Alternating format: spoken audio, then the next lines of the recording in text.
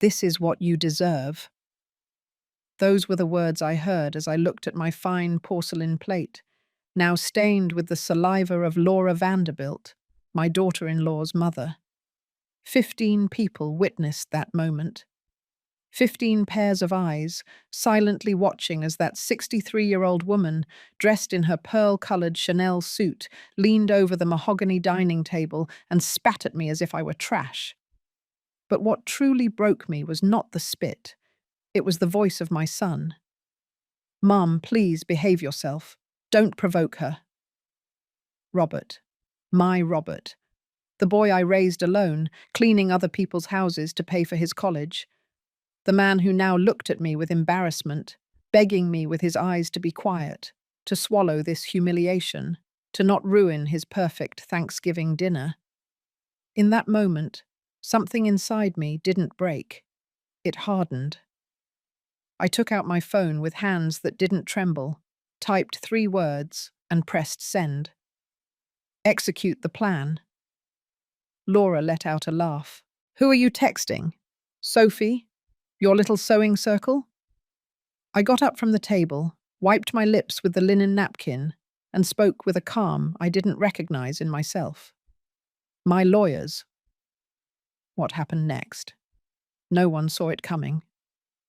My name is Sophie Miller. I am 55 years old.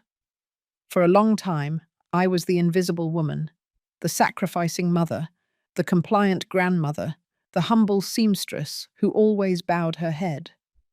But that night, in front of that imported mahogany table and hand-embroidered tablecloths, I discovered something I had forgotten about myself, that humility doesn't mean letting them destroy you, and that a quiet woman can be preparing the most powerful move of her life.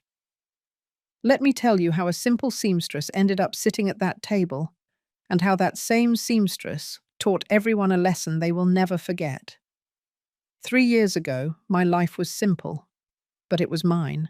I lived in a small house in a neighborhood in Queens, New York, with a small yard full of purple petunias and a sewing workshop that smelled of clean fabric and Singer machine oil. Every morning, I got up at 6 o'clock, made my regular coffee with a dash of vanilla, and sat in front of my window to watch the sun light up the geranium pots. My world was small, yes, but it was honest. I sewed prom dresses, fixed hems, embroidered tablecloths for weddings. My clients were neighborhood ladies, working women like me, who paid me with crumpled bills and always gave me a 6-pack of Diet Coke or a donut. "Ms. Sophie," they would say affectionately, "you have golden hands." I would smile. I didn't have much, but I had dignity. And I had Robert, my son, my pride, the man who achieved everything I couldn't. Robert studied business administration at New York University, graduated with honors, got a job at a real estate firm in Manhattan, and started climbing the ladder until he became a regional director. I watched him grow, and my chest filled with a joy that hurt, because every suit he wore, every important meeting he attended, every achievement he celebrated, I knew how much it had cost. How many early mornings washing other people's clothes, how many knees on the ground mopping offices, how many nights sewing until my fingers bled just to pay for one more semester. But it was worth it. Everything was worth it, or so I believed. The day Robert introduced me to Valerie, I knew something had changed. It was a Sunday in October. They came to my house without warning. I was in the yard, watering the plants, in my old apron, and my hair pulled back in a messy braid. "Mum," Robert said with a nervous smile, "I want to introduce you to someone." Valerie Vanderbilt was beautiful. There was no doubt about that. Tall, thin, with that kind of polished beauty that only comes with money, straight, mahogany-coloured hair, perfect nails, clothes that probably cost more than my rent for 3 months. "Nice to meet you, Mrs. Miller," she said with a correct but cold smile, barely extending the tips of her fingers. "The pleasure is all mine, dear," I replied, wiping my hands on my apron. "Come in. I'll make some coffee." Valerie looked at Robert, A quick, almost imperceptible glance, but I saw it.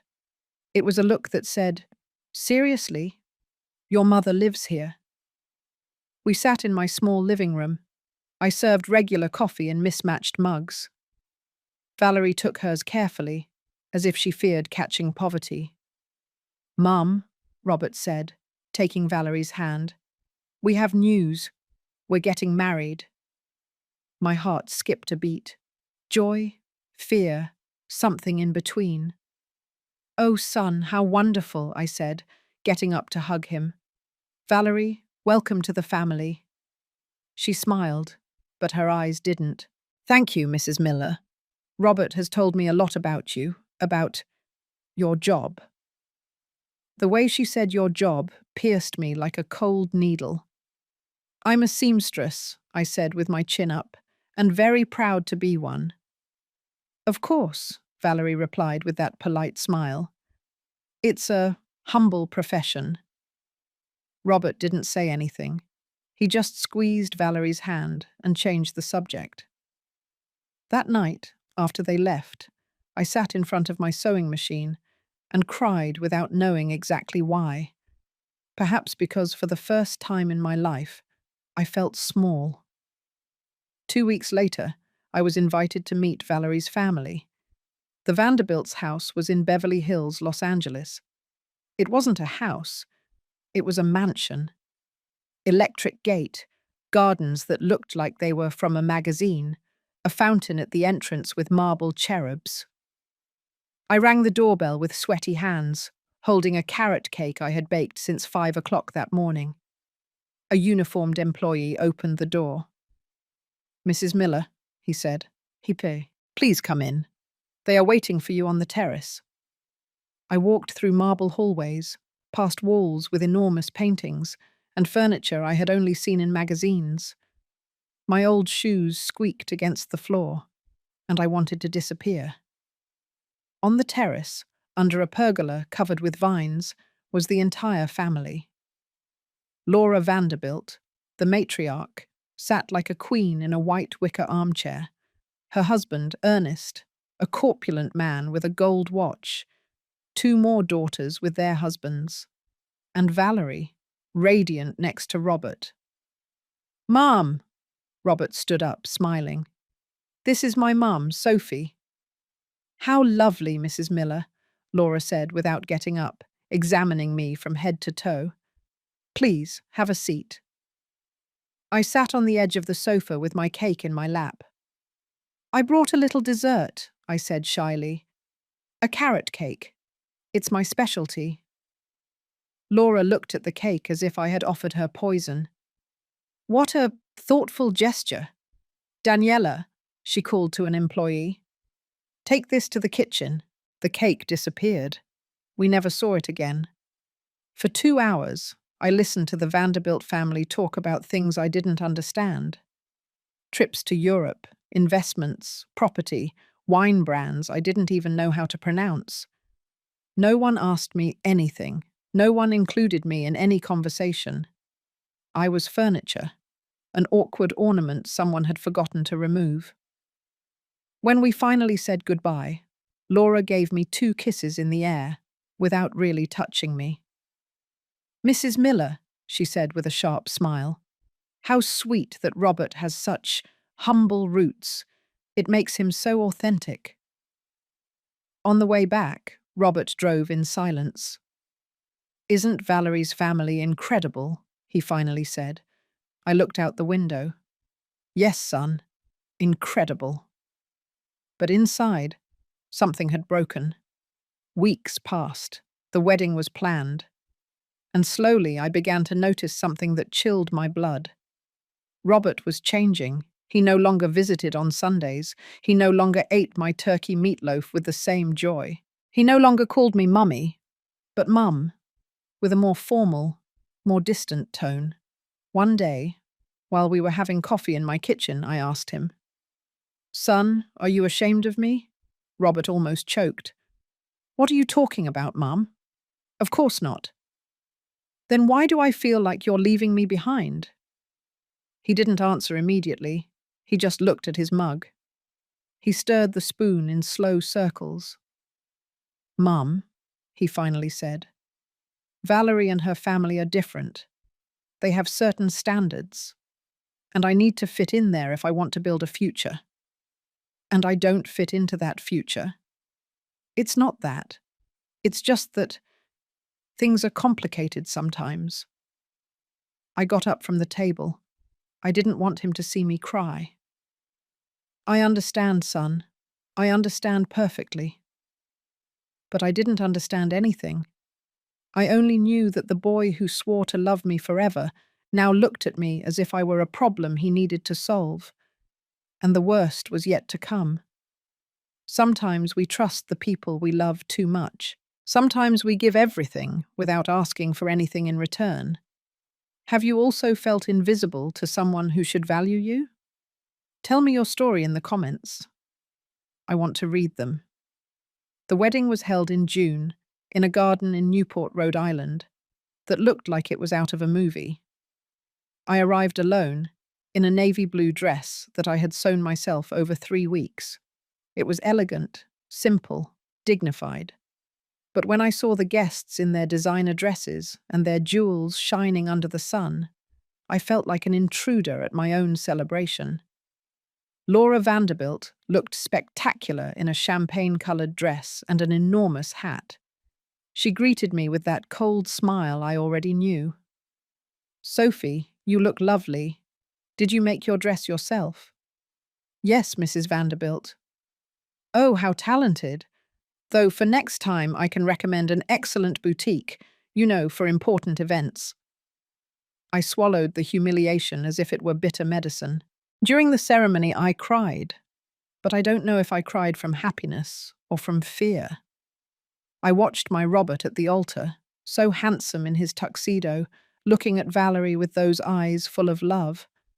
And I only wanted to feel joy. I wanted to believe that everything would be fine. But something inside me knew I was losing my son. At the reception, they sat me at a table in the back, far from the main table, with Valerie's distant aunts who barely spoke to me. From there, I watched Robert laugh with the Vanderbilts, toast with them, belong to that world I could never touch. When it was time for the mother-son dance, Robert looked for me. I walked toward him with my heart in my throat. "Mom," he whispered as we danced, "thank you for everything, for every sacrifice. I will never forget it." "I know, my love. I just want you to be happy." "I am, Mum. Valerie is incredible, and her family has opened so many doors for me." I nodded, swallowing the words I really wanted to say. "What about me? I'm important too." But I kept quiet, as always. After the wedding, the months passed in a strange haze. Robert and Valerie moved into a townhouse in the Upper East Side of Manhattan that the Vanderbilts gave them as a wedding gift.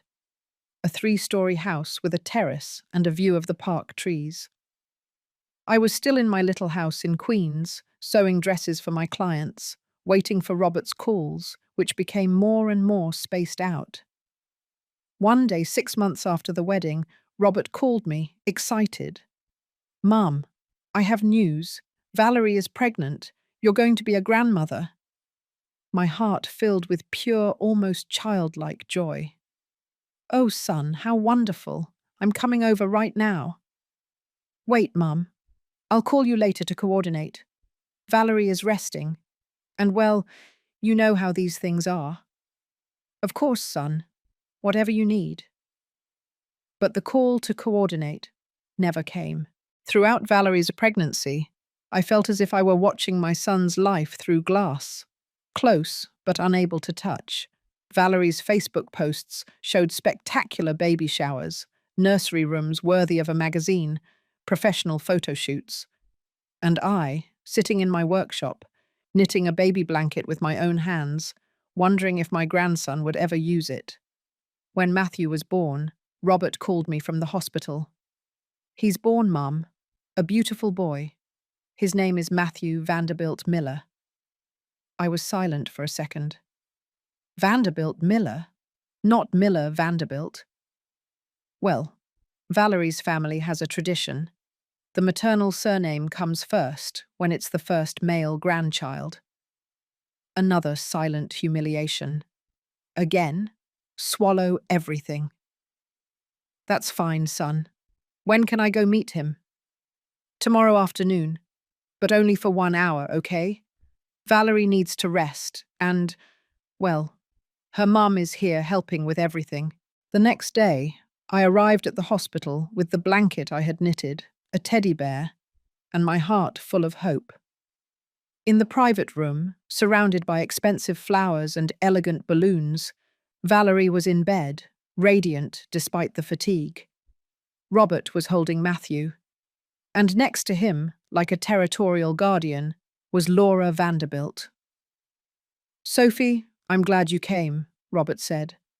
"Look, Mum, your grandson." I approached with tears in my eyes.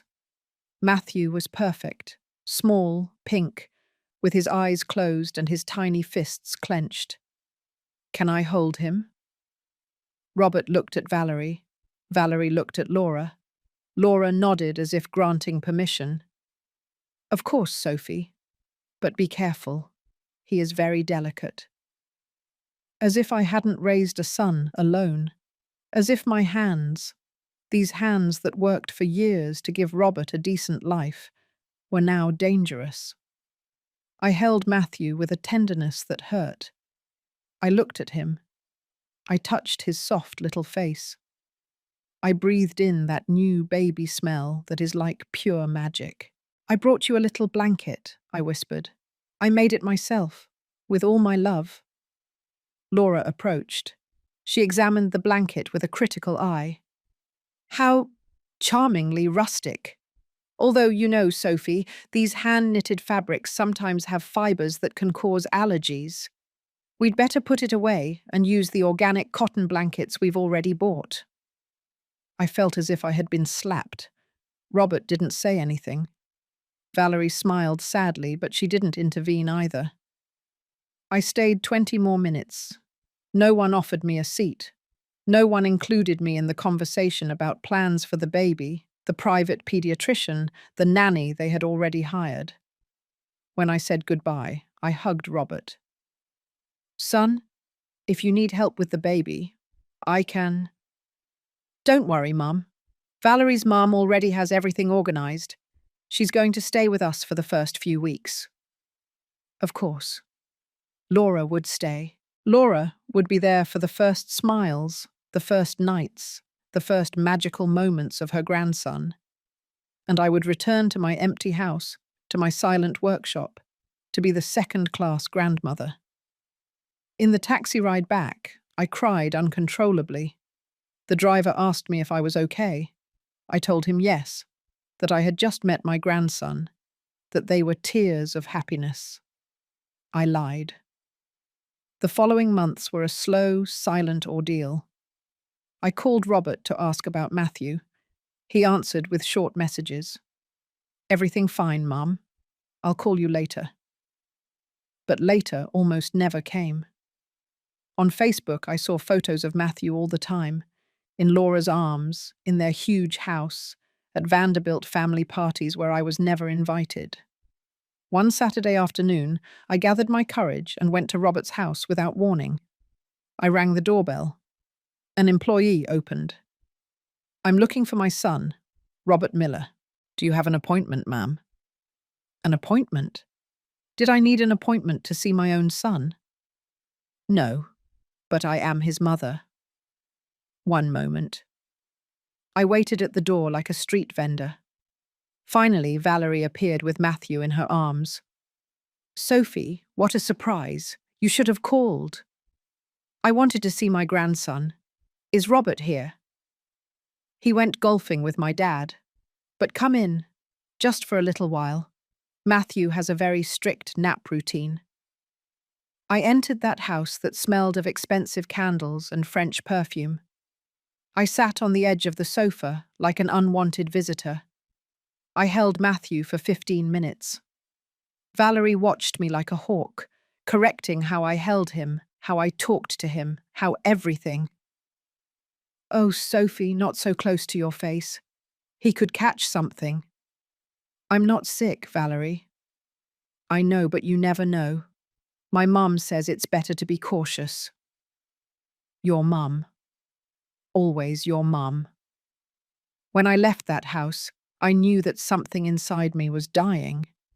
It wasn't just sadness, it was resignation, the terrible acceptance that I had lost my place in my son's life.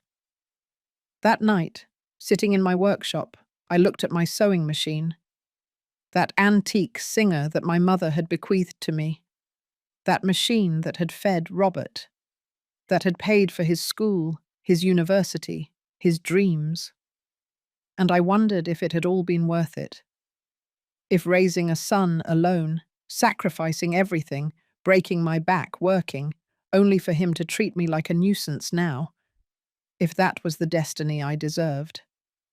I cried until I fell asleep on the work table, my hands resting on the cold machine, feeling that my life no longer had meaning. But life, as always, had other plans. While I was silently giving up, while I was accepting my role as the invisible mother, the second-rate grandmother, something was about to happen that would change everything forever.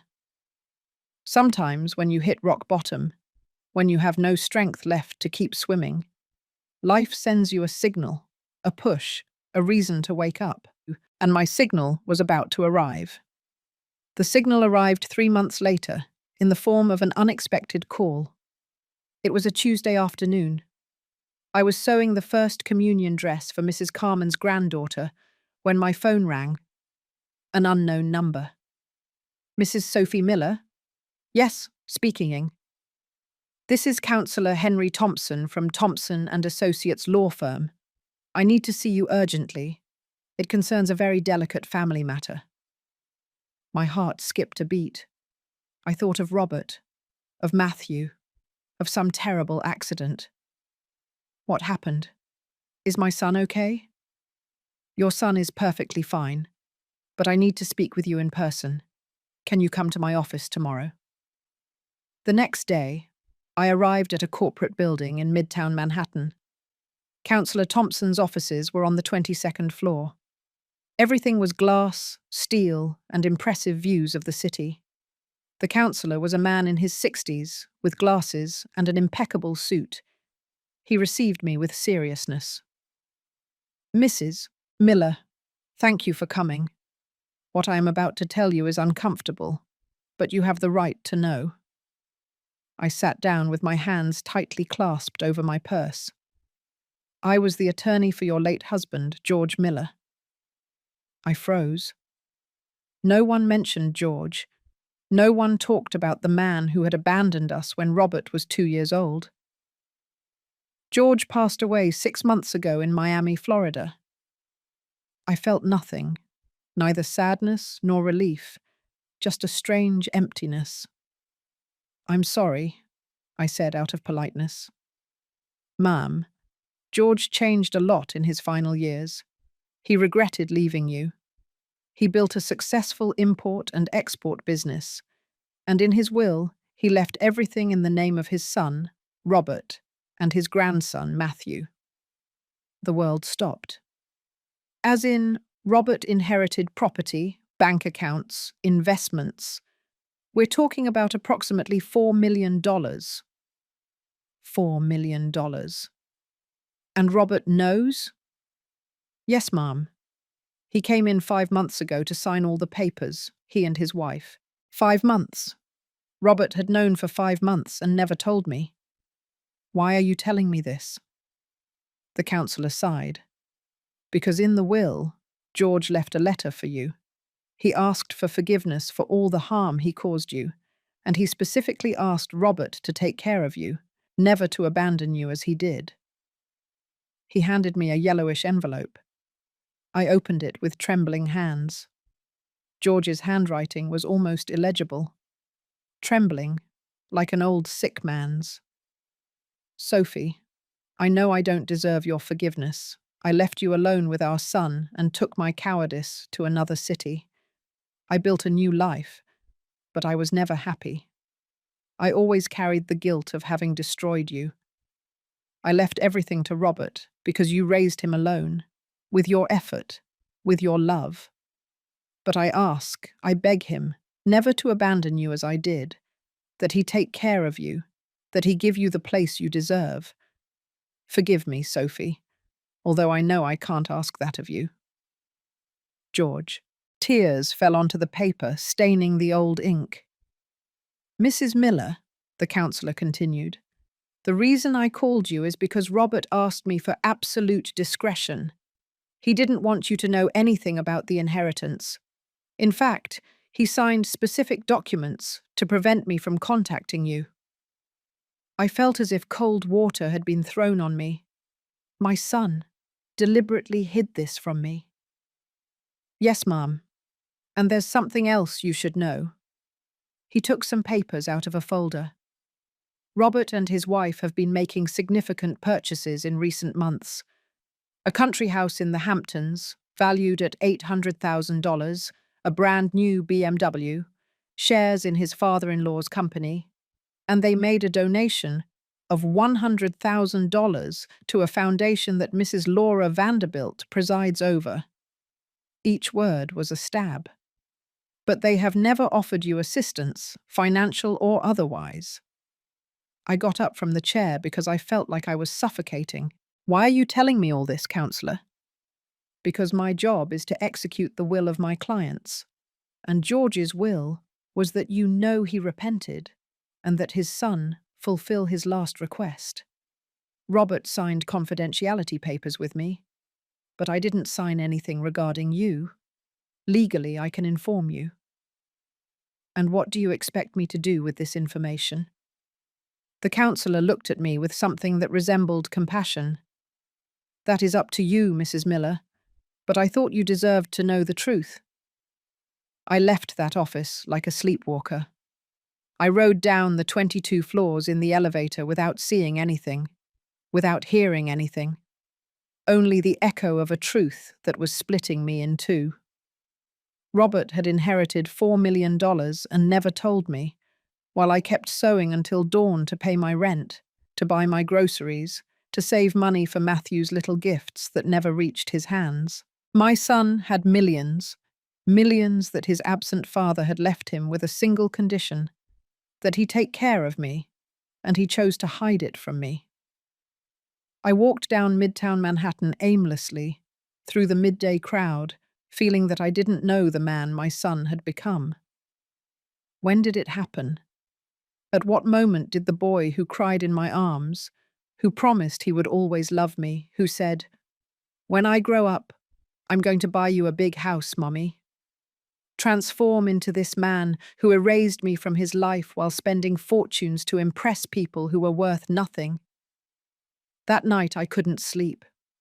I tossed and turned in my bed, staring at the ceiling, listening to the heavy silence of my empty house.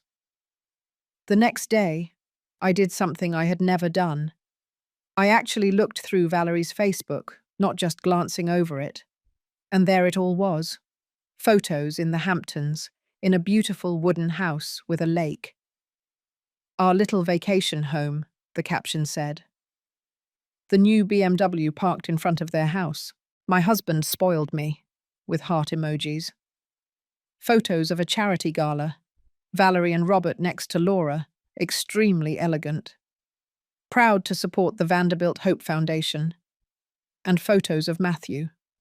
Lots of photos of my grandson, with expensive toys, designer clothes, in his room that looked straight out of a catalogue. But no photo of me.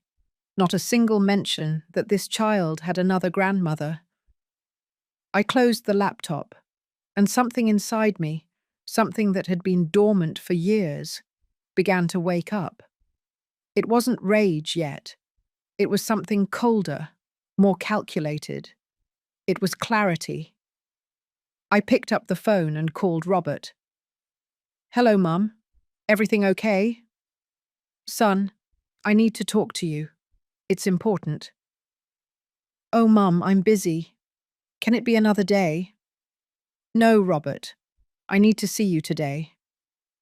Something in my tone must have alerted him because he accepted. All right, I'll stop by your house tonight. But he didn't come alone. He arrived with Valerie. I received them with coffee. We sat in my small living room, that space that now seemed so tiny compared to their mansions. Son, I need to ask you something, and I want you to be honest with me.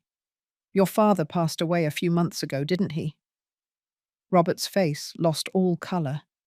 Valerie looked at him, alarmed. How? How did you know? That doesn't matter. Is it true? Robert swallowed hard. Yes, Mum. He passed away.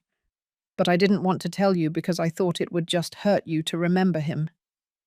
And he left you an inheritance. Silence. A silence so heavy it seemed to crush the air in the room. Mum? Yes or no, Robert? Yes, he finally admitted, his voice cracking. He left us some resources. Some resources.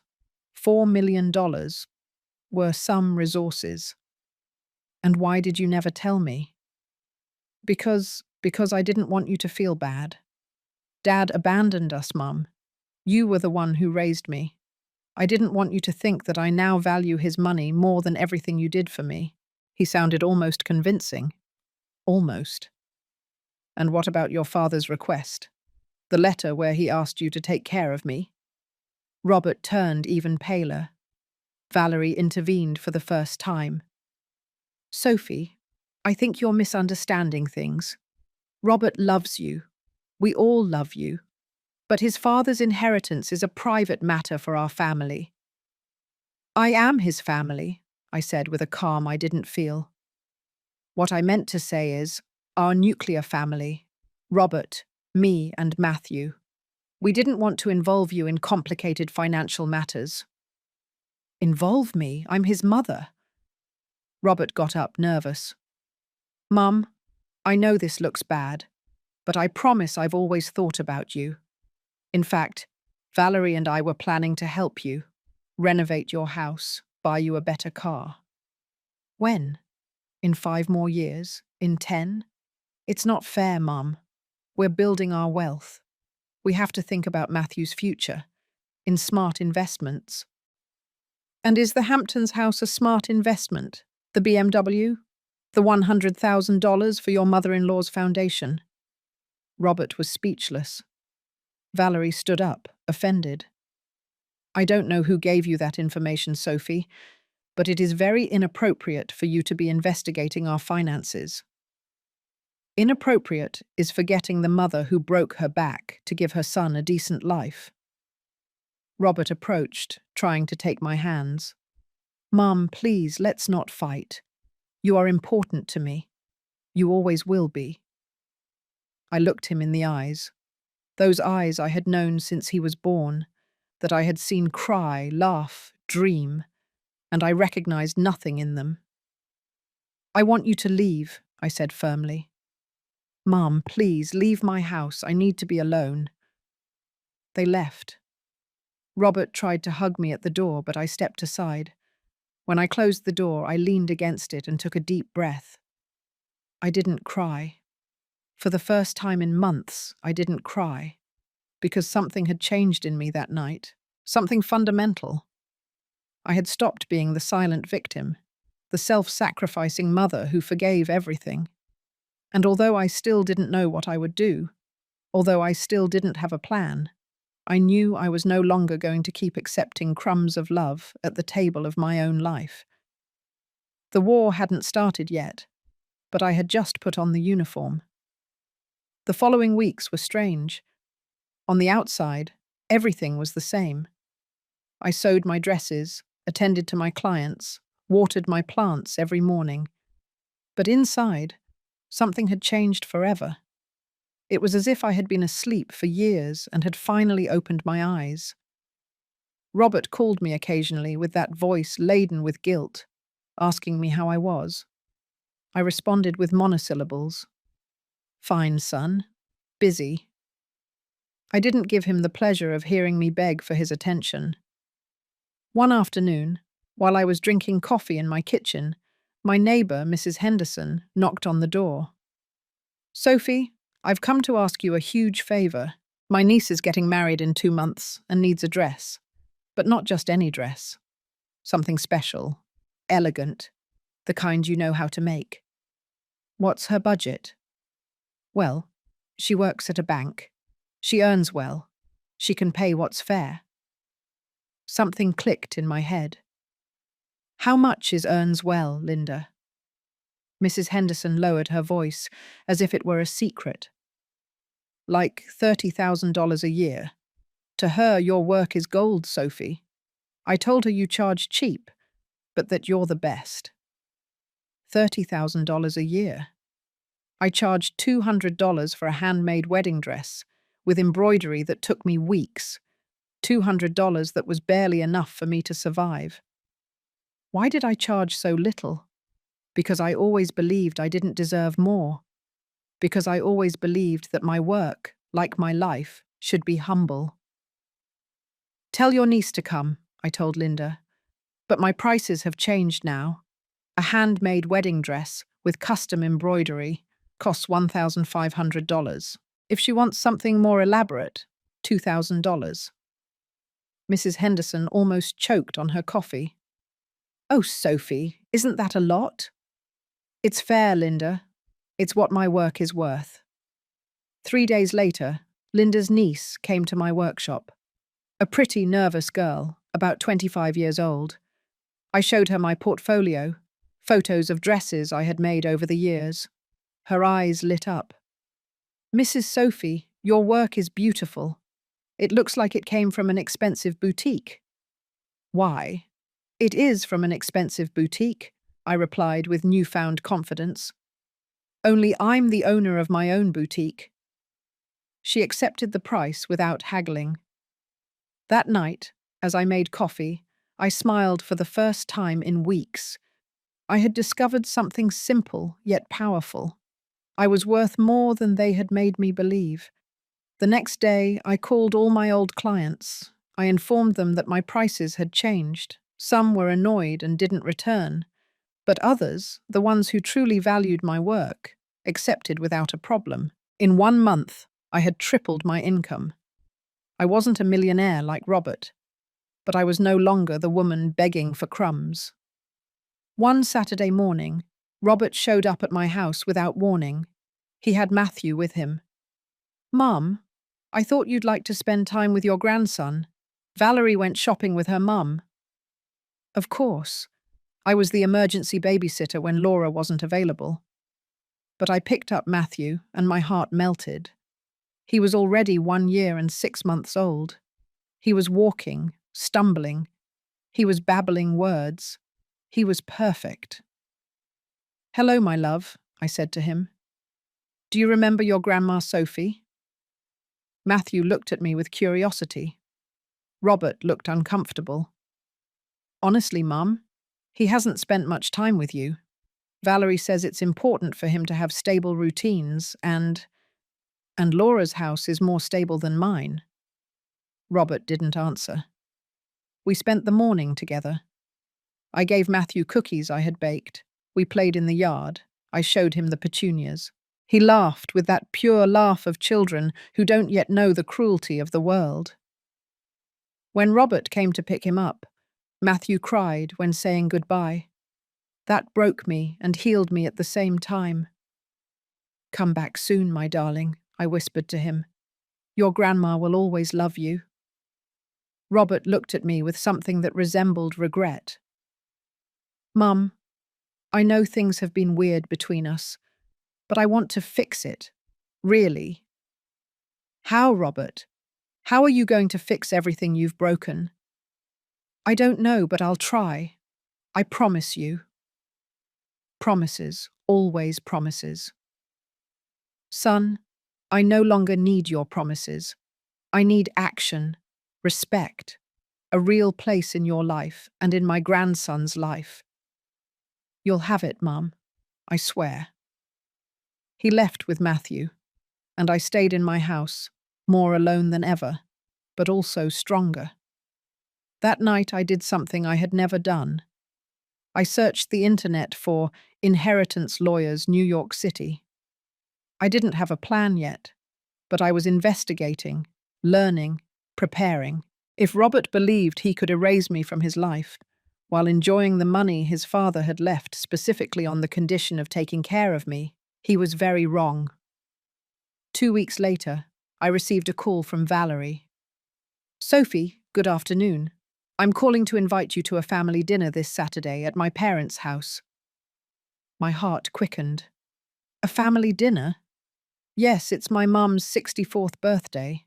It's going to be intimate. Just close family." Close family. After months of ignoring me, now I was close family. "I don't know, Valerie. I've been very busy with my work." "Please, Sophie. Robert insists you come. He says it's important to him. And to Matthew, too." They were using my grandson as bait. How convenient. "All right. I'll be there." "Perfect. It's at 8 o'clock in the evening. And Sophie, it's an elegant dinner. You know, something formal." The message was clear. Don't show up in your poor seamstress clothes. I hung up the phone with a bitter smile. The following days, instead of sewing a dress for a client, I sewed one for myself. Black silk, an elegant but sober cut, with subtle embroidery on the neckline. Something I couldn't articulate with words, but that I knew in my heart. I deserved to look good. On Saturday, I arrived at the Vanderbilt's house exactly at 8 o'clock. The party had already started. Luxury cars filled the entrance. Laughter and music came from the illuminated terrace. I took a deep breath and rang the doorbell. The same employee as always opened for me. "Mrs. Miller, please come in. They're on the terrace." I walked down those hallways that I already knew, but this time with my head held high. On the terrace, under string lights and golden decorations, was the entire Vanderbilt family. Laura, radiant in her ivory dress, surrounded by her daughters, sons-in-law, grandchildren, and Robert and Valerie, sitting near her like satellites orbiting a sun. "Sophie!" Valerie exclaimed when she saw me. "I'm so glad you came. Mum, look, Sophie's here." Laura looked me up and down. Her smile didn't reach her eyes. "Sophie, welcome. What a unique dress. Did you make it?" "Yes, Mrs. Vanderbilt." "It shows. It has that handcrafted touch." Laura's daughters laughed discreetly. I sat in the only empty chair, at the end of the table, far from everyone, as always. During dinner, I listened to conversations about trips to Europe, investments, private schools for the children. No one spoke to me directly. It was as if I were a ghost. Until Laura, with her wineglass in hand, decided to acknowledge my existence. "Sophie, Robert told us you updated your prices. That's great that you're thriving." "Thank you, Mrs. Vanderbilt. I just charge what is fair for my work." "Of course, although you have to be careful. Sometimes when you raise your prices too much without the proper infrastructure, you can lose clientele." "I'm not worried. People who value quality work are always willing to pay." Laura smiled, but there was poison in that smile. "You're right. Although, of course, you and I have very different definitions of what quality work is." As I tell all this, I think about where you might be listening to me now, perhaps at home, maybe on your way to work, or lying down before bed. Write the name of your city in the comments. I want to know where the brave women like you are, the ones who understand what it means to fight in silence. The rest of the dinner passed without major incident. When they brought the cake, everyone sang "Happy Birthday."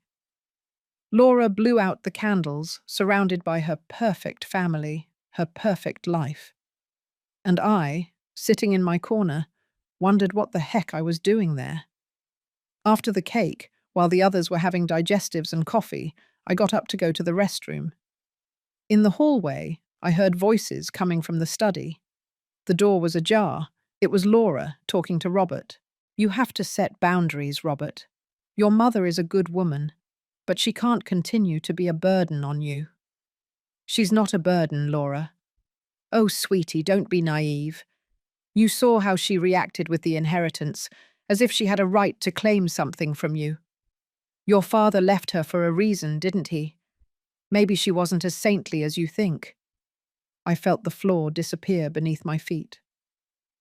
My mum was an excellent mother, Robert replied, but his voice sounded weak, without conviction. Whatever you say. But Valerie and I think it would be better if you establish some distance. For Matthew's sake, children need to grow up surrounded by sophisticated environments, not what? Mediocrity, Robert. Your son deserves the best, and we can give it to him.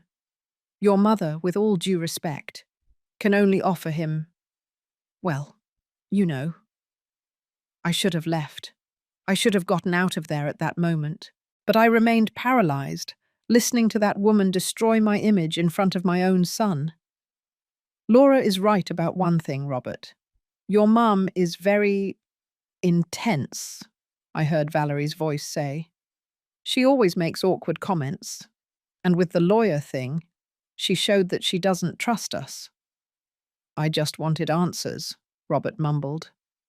Well, she succeeded in making all of us uncomfortable. Look, I'm not saying you completely cut her off, but you do need to establish clear boundaries. Matthew can see her sometimes, but under supervision, and our family's finances are none of her business. You're right, sweetie, Laura added. Besides, now that Valerie is pregnant again, you need peace and quiet, not family drama. Pregnant again? My heart broke in two. They were going to have another baby, and no one had told me. I returned to the terrace with trembling legs. I sat down in my place. I took a sip of water and watched Robert return from the study with Valerie and Laura. He saw me and quickly looked away. Coward. The rest of the evening was torture. When I finally said goodbye, no one insisted that I stay longer. Thank you for coming, Sophie, Laura said with that icy smile. It was a pleasure having you here. Lies. Everything was lies. Robert walked me to the car. Mum, are you okay? You look pale. I'm perfect, son. Congratulations on the baby. Robert froze. How? Wall's here, Robert. Wall's always here. I got into my car without looking at him.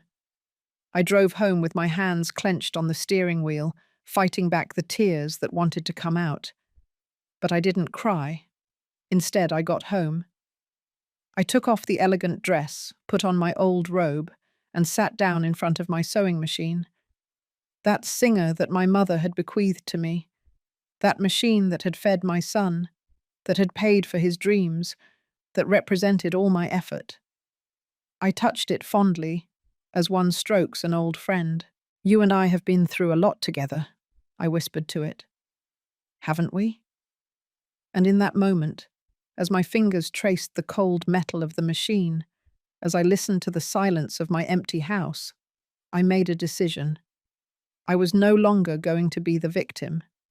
I was no longer going to beg for love. I was no longer going to accept crumbs. I took out my phone and looked for a number I had saved weeks ago. Councillor Henry Thompson. I wrote him a message. Councillor, I need urgent legal advice regarding inheritances, family rights, and grandparent protection. When can you see me? The answer came in 2 minutes. Tomorrow at 10 o'clock. I'll be waiting, Mrs. Miller. I closed my phone and took a deep breath. The war was no longer just a possibility. The war had just begun.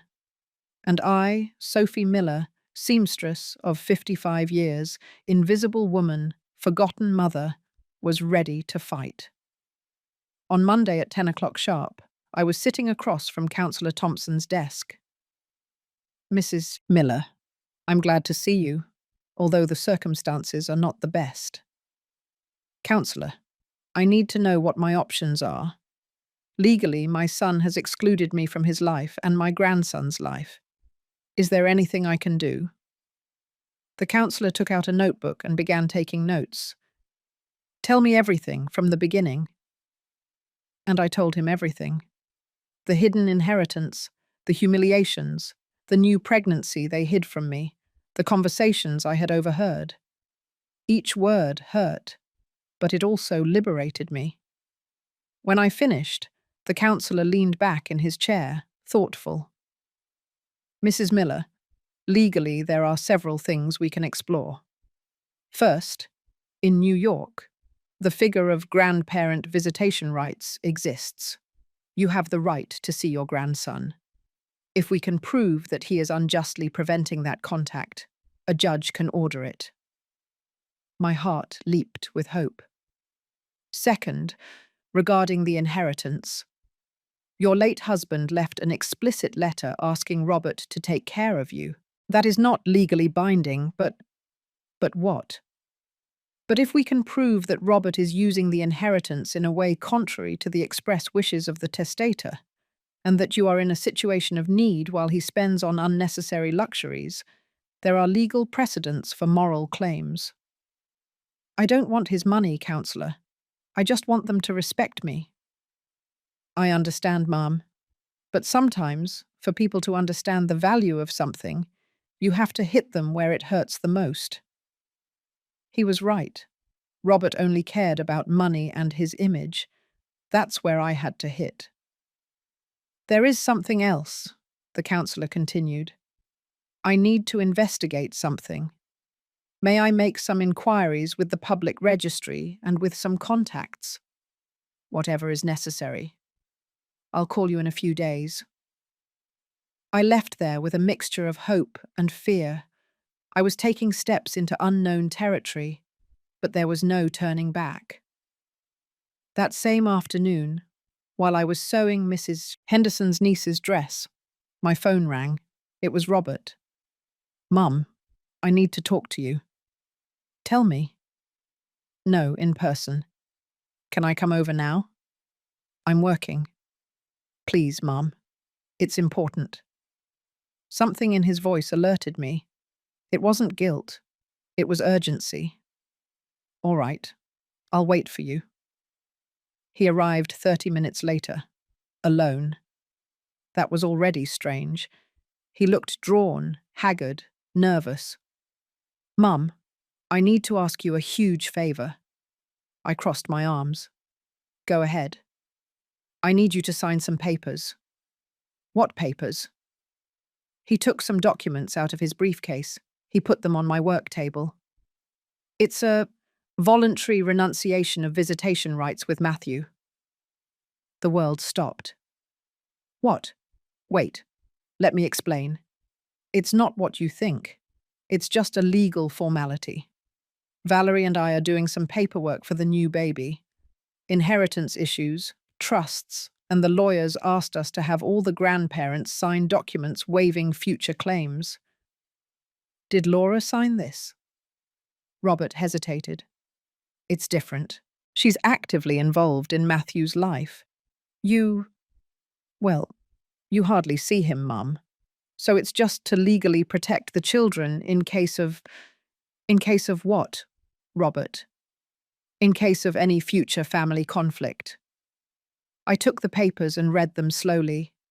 Although the legal language was complicated, I understood enough. It wasn't a renunciation of visitation.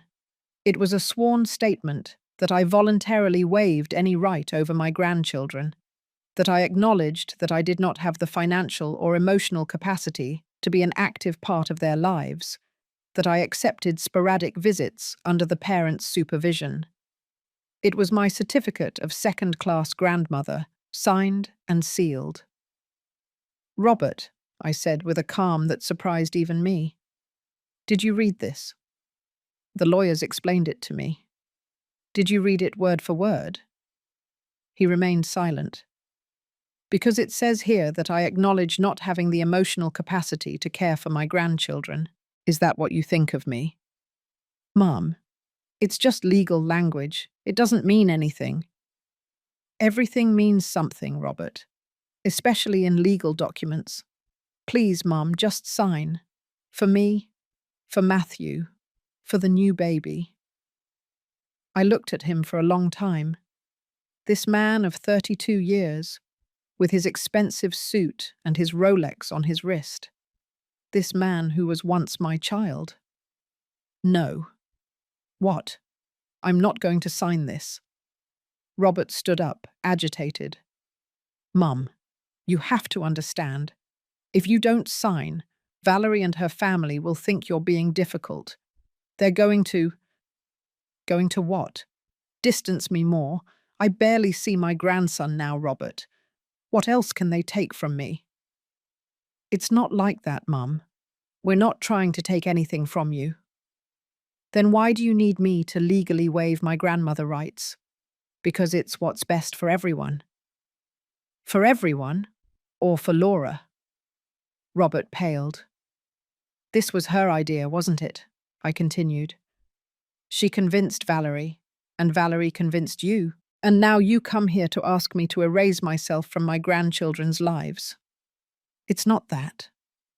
Then what is it, Robert? Explain it to me. What is it? I had never yelled at him like that. Never. Robert slumped into the chair, his head in his hands. Mum, you don't understand the pressure I live under. The Vanderbilts have opened incredible doors for me. They brought me into their company. They introduced me to important investors. Laura sees me as a son, but they have certain standards, and I don't meet those standards. Silence. That silence told me more than 1,000 words. I understand, I said with a voice I didn't recognize as my own. I, your mother, the woman who worked herself to death so you could have an education, clothes, food. I'm not good enough for the Vanderbilt family. Don't say that. Then what do I say, Robert? What do I say when my own son asks me to give up my grandchildren because his mother-in-law wants it that way? She doesn't want it that way. I heard it, Robert. I heard when she told you I was a burden, that I'm mediocre, that Matthew shouldn't grow up near me. Robert closed his eyes. Mum, Laura sometimes says things she doesn't really mean. She's intense. And you? What do you think? I love you, Mum. I will always love you. That's not what I asked you. I looked at him, waiting, needing to hear that he would defend me, that he would tell me I was important, that he wouldn't allow anyone to erase me from his life. But Robert just lowered his gaze. And in that silence, in that inability to defend me, I understood something devastating. My son was ashamed of me. Leave, I said with a broken voice. Mum, leave my house and take your papers. Please think about it. It's just a signature. It doesn't change anything between us. Robert, it changes everything. And I've already made my decision. I am not going to sign. He stood up. He took the documents with trembling hands. Valerie is going to be very disappointed. Let her be disappointed. I've already lived enough disappointments for 2 lifetimes. Robert reached the door. He stopped. Mum, you can still reconsider. You have until Friday. After that, things are going to get complicated. Are you threatening me? No, Mum. I'm just warning you. Laura can be difficult when she doesn't get what she wants. Let her be difficult. I can be too. He left without saying goodbye. When I closed the door, my legs gave out. I slid to the floor, hugging my knees, trying to breathe. When did everything break so badly? When did my son choose money and status over his own mother? That night I didn't sleep. I tossed and turned in bed, reviewing every moment of Robert's life, searching for where I had failed as a mother. Was I too permissive? too self-sacrificing? Did I unintentionally teach him that a mother's love is something that can be despised because it will always be there? At 3 o'clock in the morning, my phone rang. It was a message from an unknown number. Mrs. Miller, this is Mary, an employee at the Vanderbilt's house. Sorry to write to you at this hour. I need to speak with you. It's important. Please don't tell anyone I contacted you. My heart raced. What is this about? I prefer to tell you in person. Can you meet us tomorrow at the coffee shop in Central Park? At 11 o'clock. Come alone. Us? Daniela and me. We both work there. And we both know things that you should know. Things they are planning against you. I felt a chill run down my spine. I'll be there. At 11 o'clock the next morning, I was sitting at a table in the Central Park coffee shop, with coffee I couldn't drink because my hands were trembling. 2 women in their 40s arrived, with tired but honest faces. Mary, the one who had always opened the door for me, and Daniela, the one who had taken my cake that first time. They sat down nervously, looking around. Mrs. Miller, Mary began, what we are going to tell you could get us into trouble. But what they are doing is not right. It's not right. What is going on? Daniela took out her phone. 2 days ago, Mrs. Laura and Mrs. Valerie were talking in the living room. We were cleaning nearby and, well, we listened. And we recorded it, Mary added. I know it's wrong, but something told us you needed to know. She handed me her phone with headphones. I pressed play. Laura's voice sounded clear. Did you convince Robert to ask his mother to sign the papers? Yes, Mum. It was today, but I don't think she'll sign. She has to sign, Valerie. If she doesn't sign voluntarily, we'll have to take other measures. What measures? Well, I have a lawyer who can prepare documents proving that Sophie is unfit to be around the children. We can use her precarious economic situation, her age, her lack of resources for medical emergencies. But is that legal? Honey, everything is legal when you have the right lawyer and enough money to pay for it. Besides, once the second baby is born, you can request preventative guardianship. Basically, a document that says that in case of any problem, the children could never stay with her. It sounds cruel, Mum. It's not cruel, it's protection. That woman is resentful because Robert inherited and she didn't.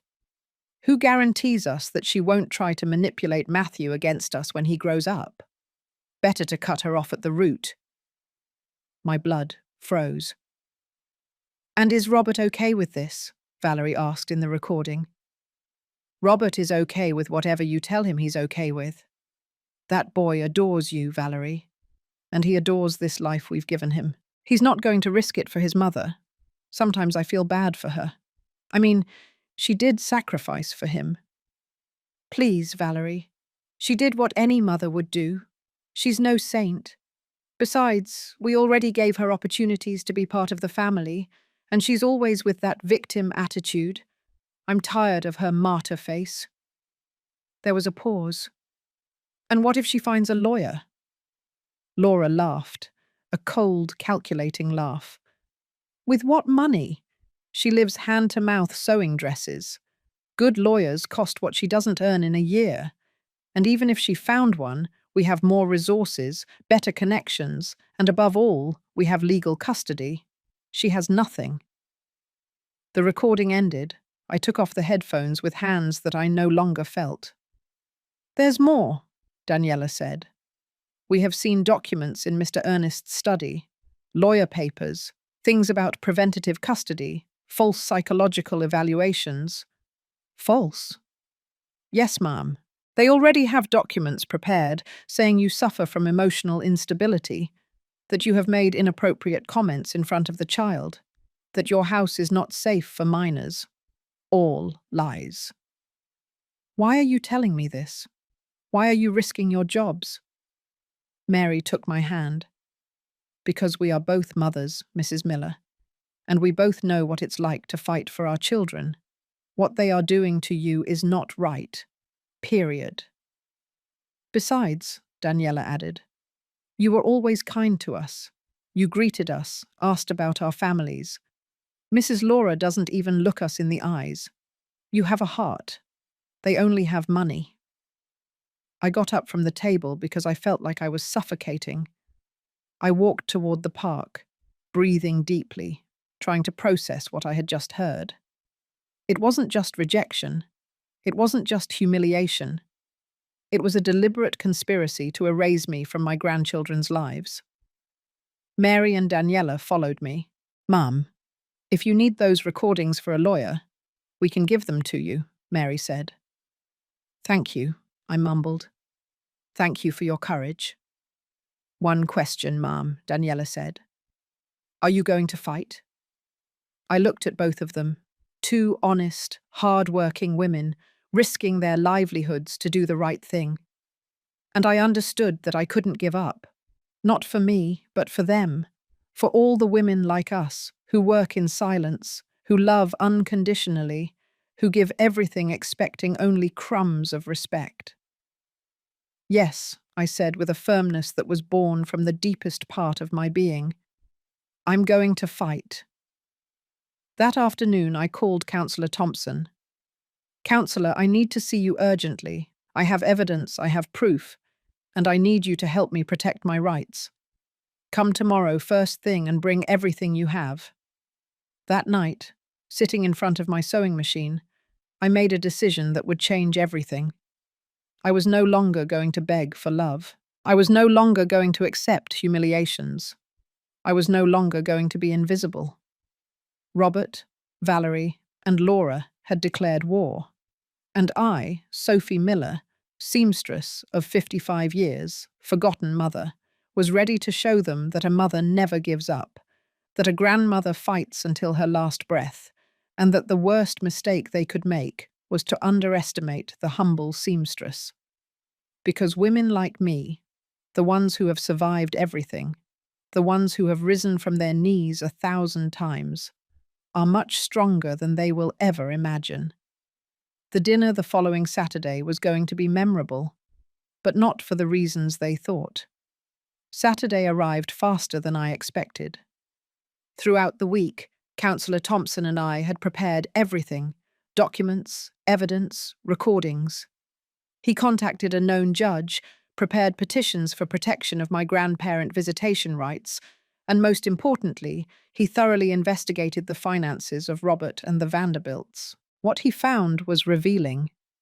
It turned out that Laura and Ernest Vanderbilt were in serious financial trouble. Bad investments, hidden debts, mortgaged property. The facade of wealth was held together with pins. And Robert, my naive Robert, had invested more than $1 million of his inheritance into his father-in-law's business. Mrs. Miller, the counsellor had told me the day before, this is family financial fraud. Robert is being used, and the worst part is, he probably doesn't even know it. What do we do? Tomorrow at that dinner, you just stay calm. Whatever happens, I have already activated certain legal mechanisms. We just need them to show their true colours in front of witnesses. Witnesses? The counsellor smiled mysteriously. Trust me. So there I was, Saturday at 8 o'clock in the evening, ringing the doorbell of the Vanderbilt mansion in an elegant navy blue dress and my heart beating like a war drum. This time I wasn't carrying a cake. This time I was carrying dignity. Mary opened the door, looked at me knowingly, and whispered so low I could barely hear her. Be strong, ma'am. The dinner was even more elegant than the last one. 15 guests sat at a very long mahogany table, with white tablecloths, fine crystal, and flower arrangements that probably cost more than my monthly rent. I recognized some of them: Laura's daughters with their husbands, a couple of Ernest's business partners, and of course, Robert and Valerie. Valerie was already showing her pregnancy. She looked radiant in a peach-coloured dress. Sophie, you made it, Valerie said with a strained smile. That's great. Mum wanted you to be here. Of course she wanted me to. They needed to humiliate me one last time before erasing me forever. They sat me, again, at the end of the table, far from Robert, far from everyone, like an unnecessary appendix. The dinner began with oysters and champagne, conversations about politics, business, the new Mercedes that Ernest had just bought. I ate in silence, observing. I noticed how Robert avoided my gaze, how Valerie squeezed his hand every time I spoke, how Laura watched me with those hawk eyes, waiting for the perfect moment to attack. That moment arrived with the main course, a beef fillet in red wine sauce. Mine arrived in front of me, steaming and perfectly prepared. Sophie, Laura said from her seat at the head of the table, raising her glass. It's so good you could come tonight. I know you've been busy with your sewing projects. All eyes turned to me. Thank you for the invitation, Mrs. Vanderbilt. Robert insisted so much that you be here. He says he misses you, right, sweetie? Robert nodded without looking at me. Although I understand you've been a little distant lately, Laura continued. Robert told us he asked you for a favor. Something very simple, just some papers, and you refused. The silence at the table was thick. I didn't refuse a favor, I replied calmly. I refused to renounce my rights as a grandmother. Oh, Sophie, always exaggerating everything. Laura laughed falsely. No one is taking anything away from you. We just wanted to formalize certain family agreements. Agreements that basically erase me from my grandchildren's lives. Laura put down her glass with a dry thump.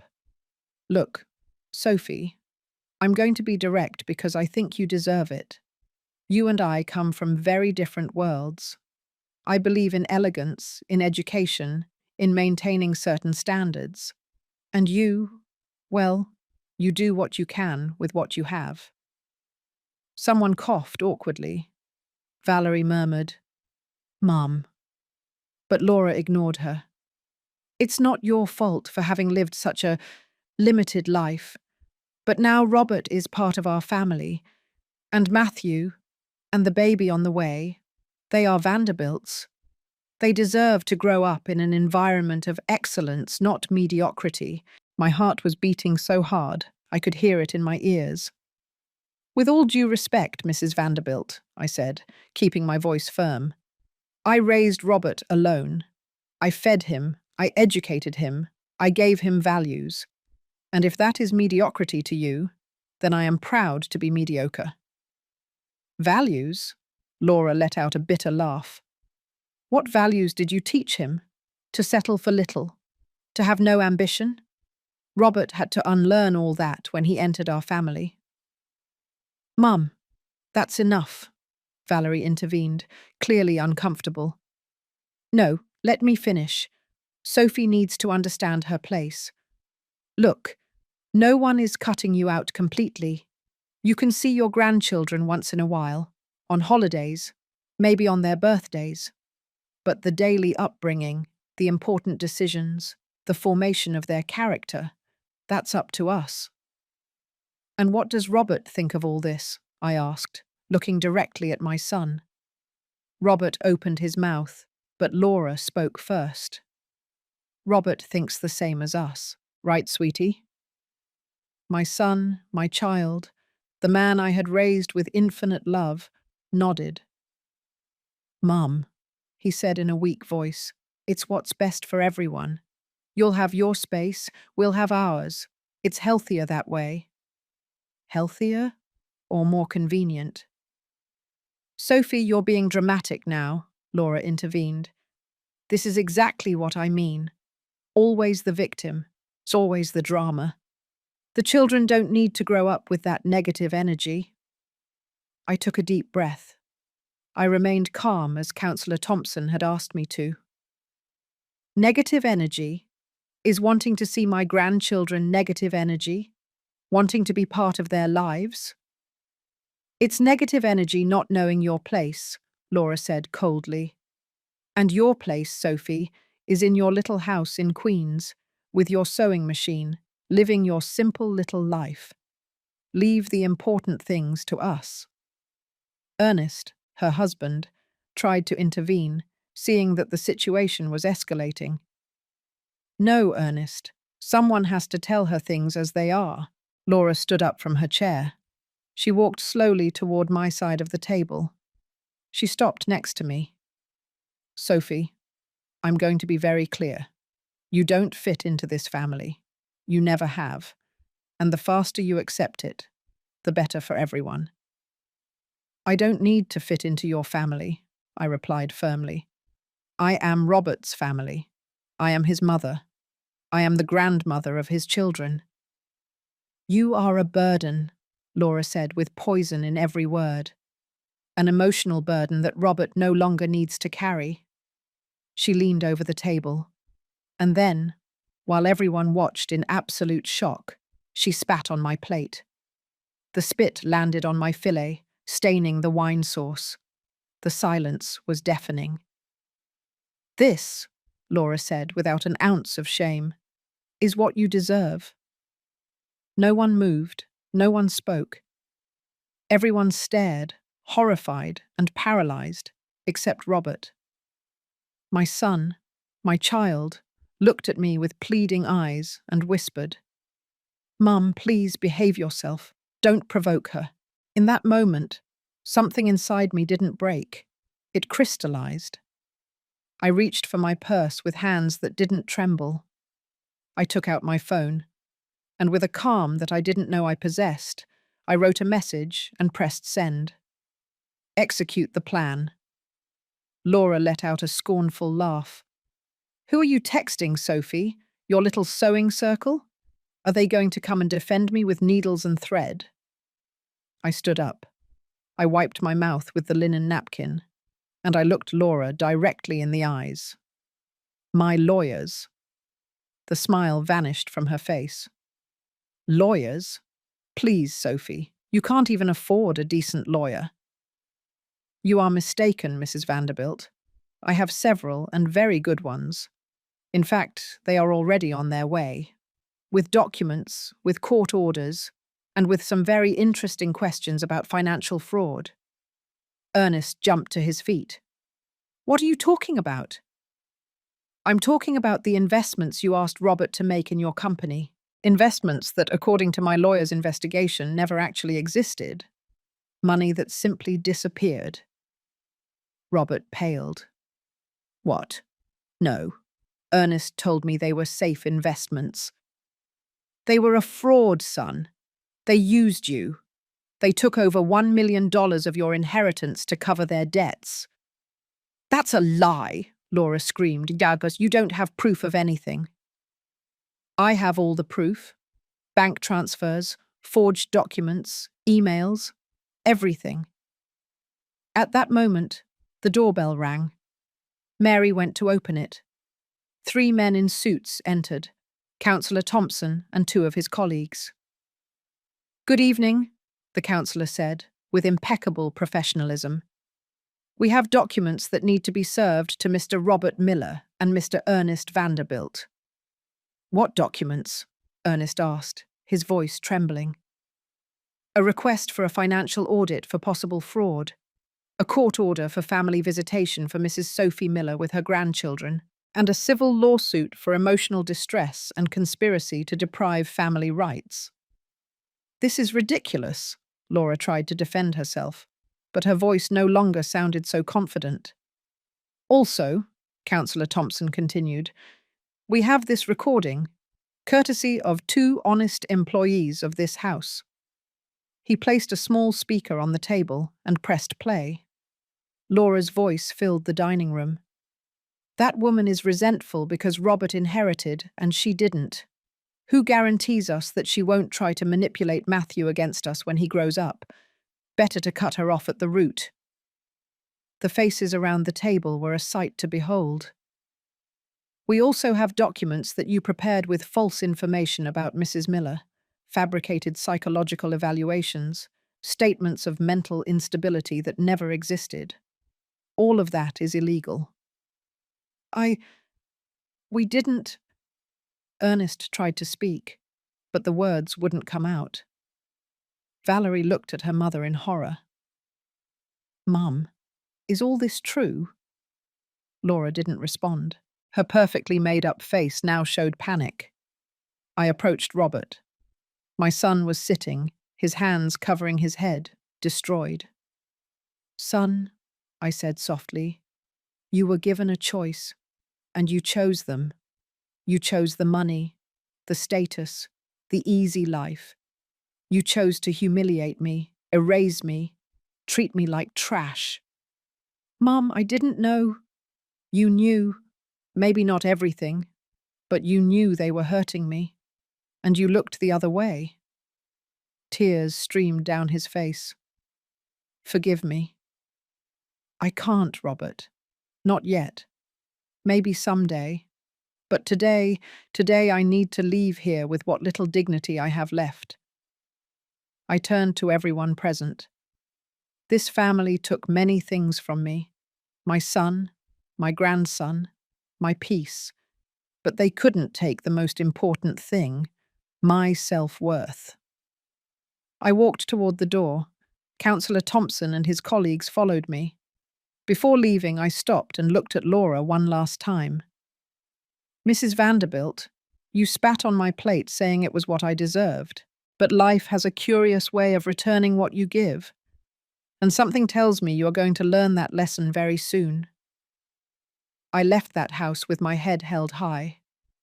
Outside, under the starry sky, I finally allowed myself to tremble. Councillor Thompson placed a hand on my shoulder. Mrs. Miller, you were very brave in there. I don't feel brave. I feel devastated. I know, but you did the right thing. And now, legally, you have everything in your favor. And I lost my son forever. If you lost him, it was because he chose to lose himself. But the grandchildren, we are going to get them back. I promise you. They drove me home. That night I cried as I had never cried before. I cried for Robert, for the lost years, for the family I would never have. But among those tears, there was also something new. There was freedom. For the first time in years, I was no longer living by begging for love. I no longer accepted crumbs. I was no longer invisible. I had stood up to my oppressors and shown them that a humble woman can also fight. And win. The phone rang at 2:00 in the morning. It was Robert. Mum, I don't know what to say. Then don't say anything. Valerie is in shock. Her parents are calling lawyers. Everything is chaos. I can imagine. Did I really invest money in a fraud? Yes, son. Your in-laws stole from you. They used you. And you were so blinded by their brilliant world that you didn't see it. Silence. Can we talk? Tomorrow?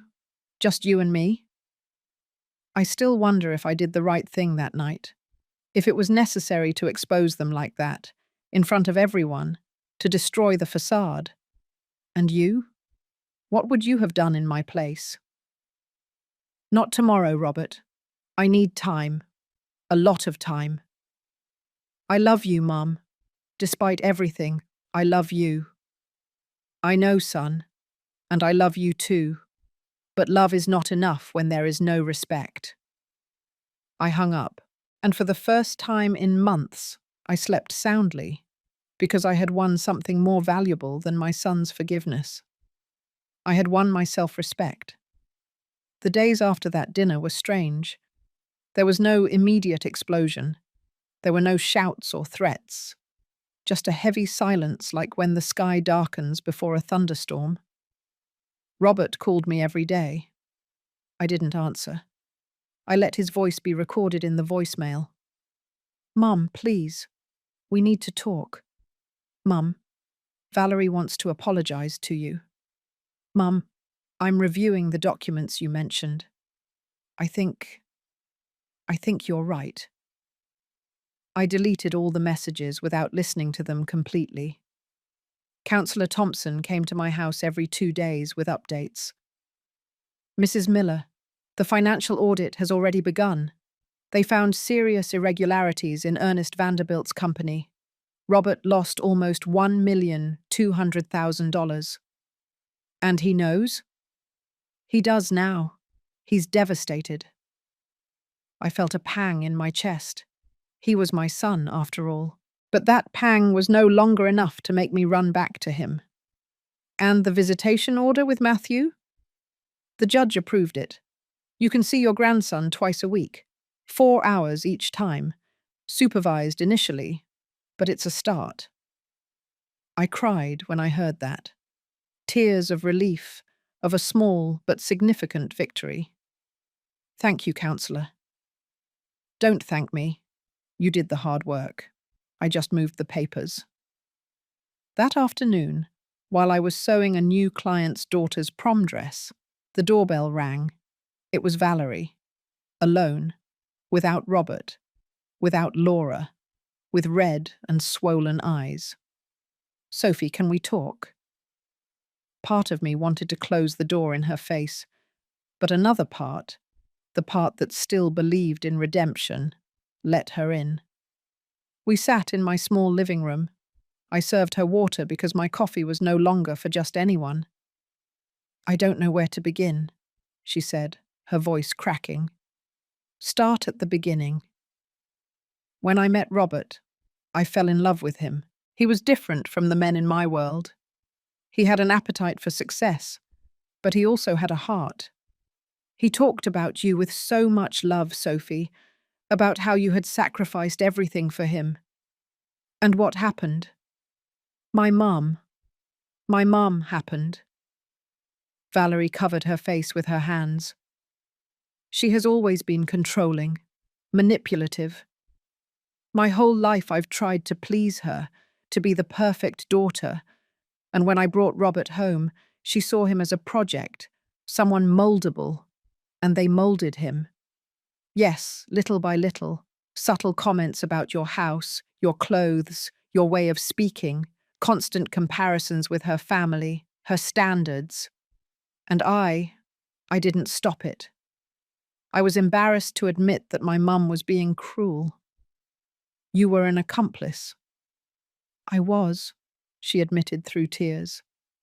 And I hate myself for it. Because you were always kind to me, Sophie, always. And I repaid you with contempt. And now?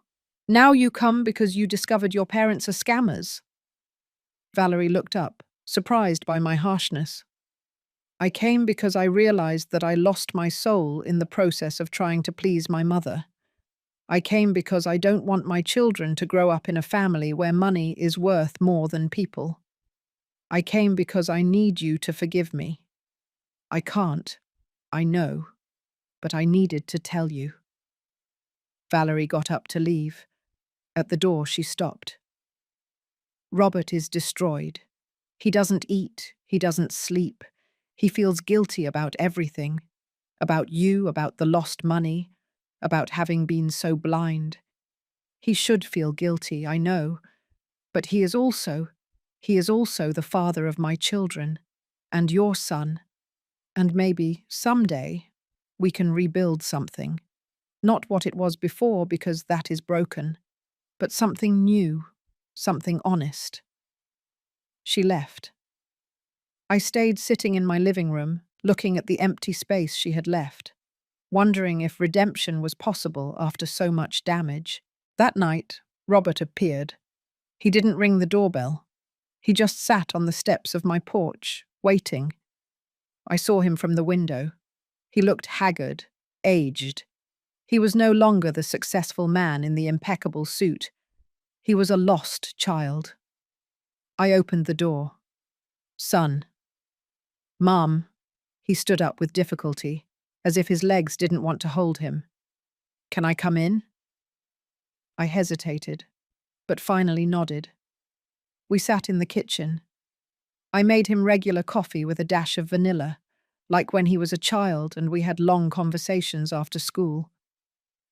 I lost everything, he said, his voice cracking. The money, your trust, my dignity, everything. You didn't lose everything. You have Valerie, Matthew, the baby on the way. And me? Did I lose you? I looked at him for a long time. This man who had come out of my body, who had nursed at my breast, who had been my reason for living for 32 years. You didn't lose me, Robert. You abandoned me. There is a difference. I know, and I have no excuse. I was blinded by the money, the easy life, belonging to a world that had always seemed unattainable to me. And in the process, I forgot the most important thing. What did you forget? I forgot that true love doesn't come with mansions or luxury cars. It comes with turkey meatloaf at a humble table. It comes with silent sacrifice. It comes from a mother who broke her back to give me a future. Tears streamed down his face uncontrollably. Mum, I don't expect you to forgive me now. I don't even know if I deserve your forgiveness. But I need you to know something. That man who humiliated you, who ignored you, who let them spit on you, that's not me, or I don't want it to be me. And who are you then? I'm trying to figure that out. I resigned from Ernest's company. I hired my own lawyers to recover what I can of the money. And I told Laura that I will never again allow her to disrespect you. And what did she say? She said I was ungrateful, that I'm destroying her family, that I will regret it. Do you regret having taken so long to defend me? Every second. We drank our coffee in silence, a different silence, no longer hostile but weary. Robert, I need time. A lot of time.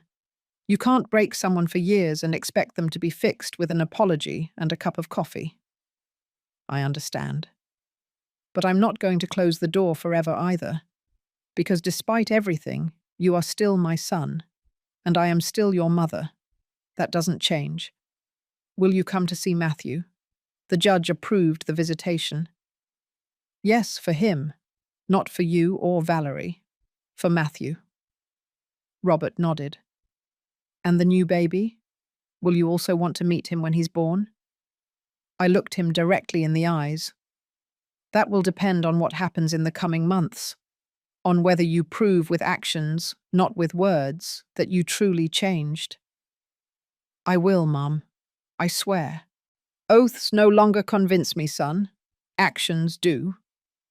He left that night with something he hadn't had in months, a little hope. And I stayed in my house, in my workshop, next to my sewing machine, knowing that the road back would be long. But for the first time, it was a road where I set the rules, where my dignity was non-negotiable, where my love was no longer a free ticket for them to abuse me. 3 weeks later, I had my first supervised visit with Matthew. It was in a public park, with a social worker present. Valerie brought the child, left him with me for 4 hours, and left. Matthew was shy at first. He hardly remembered me. "Hello, my darling," I said, kneeling down to his height. "I'm your Grandma Sophie. Do you remember me?" He shook his head. My heart broke a little, but I smiled. "Don't worry. We have plenty of time to get to know each other again." I had brought him a ball and homemade cookies. We played on the grass. He laughed with that clean laugh of children, and slowly he began to let go. "Grandma," he said suddenly, "why don't you live with us?" "Because I have my own little house, my love. But that doesn't mean I don't love you. I love you very much." "How much?" I opened my arms as wide as I could. "This much, the size of the sky." He laughed and threw himself into my arms. In that moment, holding my grandson against my chest, I knew it had all been worth it. The fight, the pain, the public humiliation, everything. Because now I could see Matthew. I could be part of his life. I could be the grandmother I always wanted to be. When Valerie returned to pick him up, Matthew cried because he didn't want to leave. "Grandma Sophie is fun," he told his mum. Valerie looked at me with teary eyes. "Thank you for not giving up," she whispered. I didn't answer. I just nodded. Because mothers, grandmothers, women like me, we never give up. We can bend, we can cry, we can bleed, but we don't break. And sooner or later, life returns what we deserve. 2 months passed. 2 months in which my life changed in ways I never imagined. The visits with Matthew became regular, no longer supervised, no longer in public parks, as if I were a dangerous stranger. Now he came to my house. We played in the yard with the petunias, we baked cookies together, and he told me stories about his school with that innocence that only 3-year-olds have. "Grandma Sophie," he would say to me, "why does your house smell like cinnamon?" "Because love is always cooking here, my darling." Robert had kept his word, little by little, with actions, not with empty promises. He deposited money into my account every month. Not much, but enough so that I no longer had to sew until dawn just to pay the rent. "It's not charity," he had told me. "It's what it always should have been, taking care of you, just like you took care of me." Valerie was also doing her part. She invited me to the pregnancy checkups. She consulted me about names for the baby. She was building bridges where before there had only been walls. But Laura was another story. Councillor Thompson called me one Tuesday afternoon. "Mrs. Miller, are you sitting down?" "Tell me, Councillor." "The audit is finished. The Vanderbilts are in serious trouble.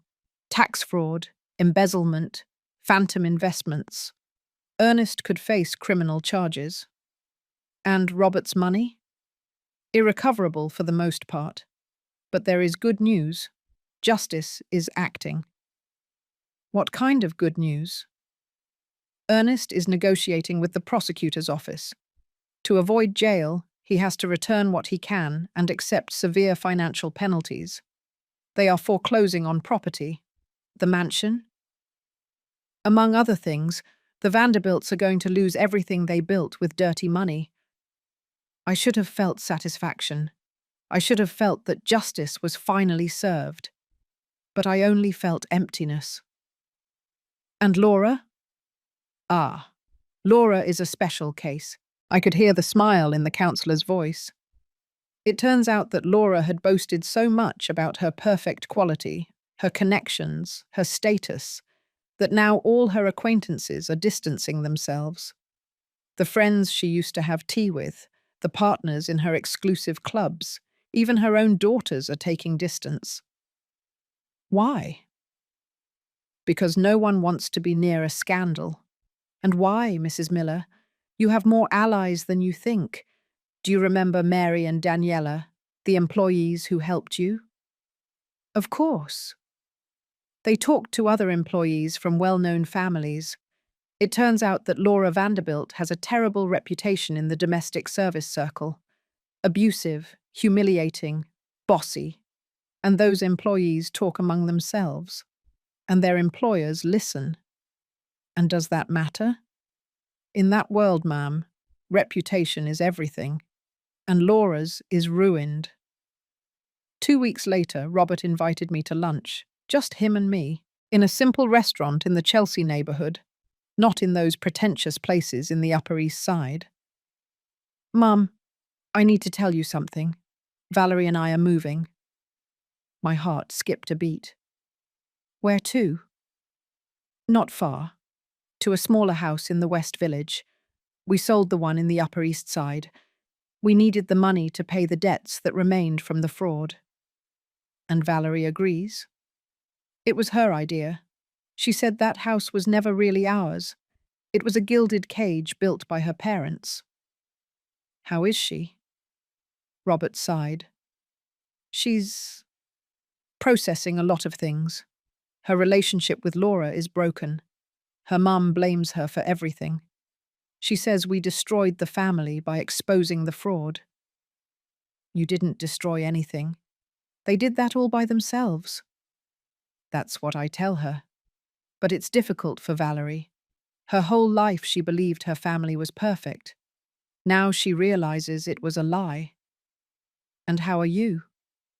Better, more free, even if it sounds strange. I no longer carry that pressure of having to be someone I'm not. I no longer have to impress anyone. I just have to be a good father and a good son. That is much easier. He smiled sadly. He took my hand across the table.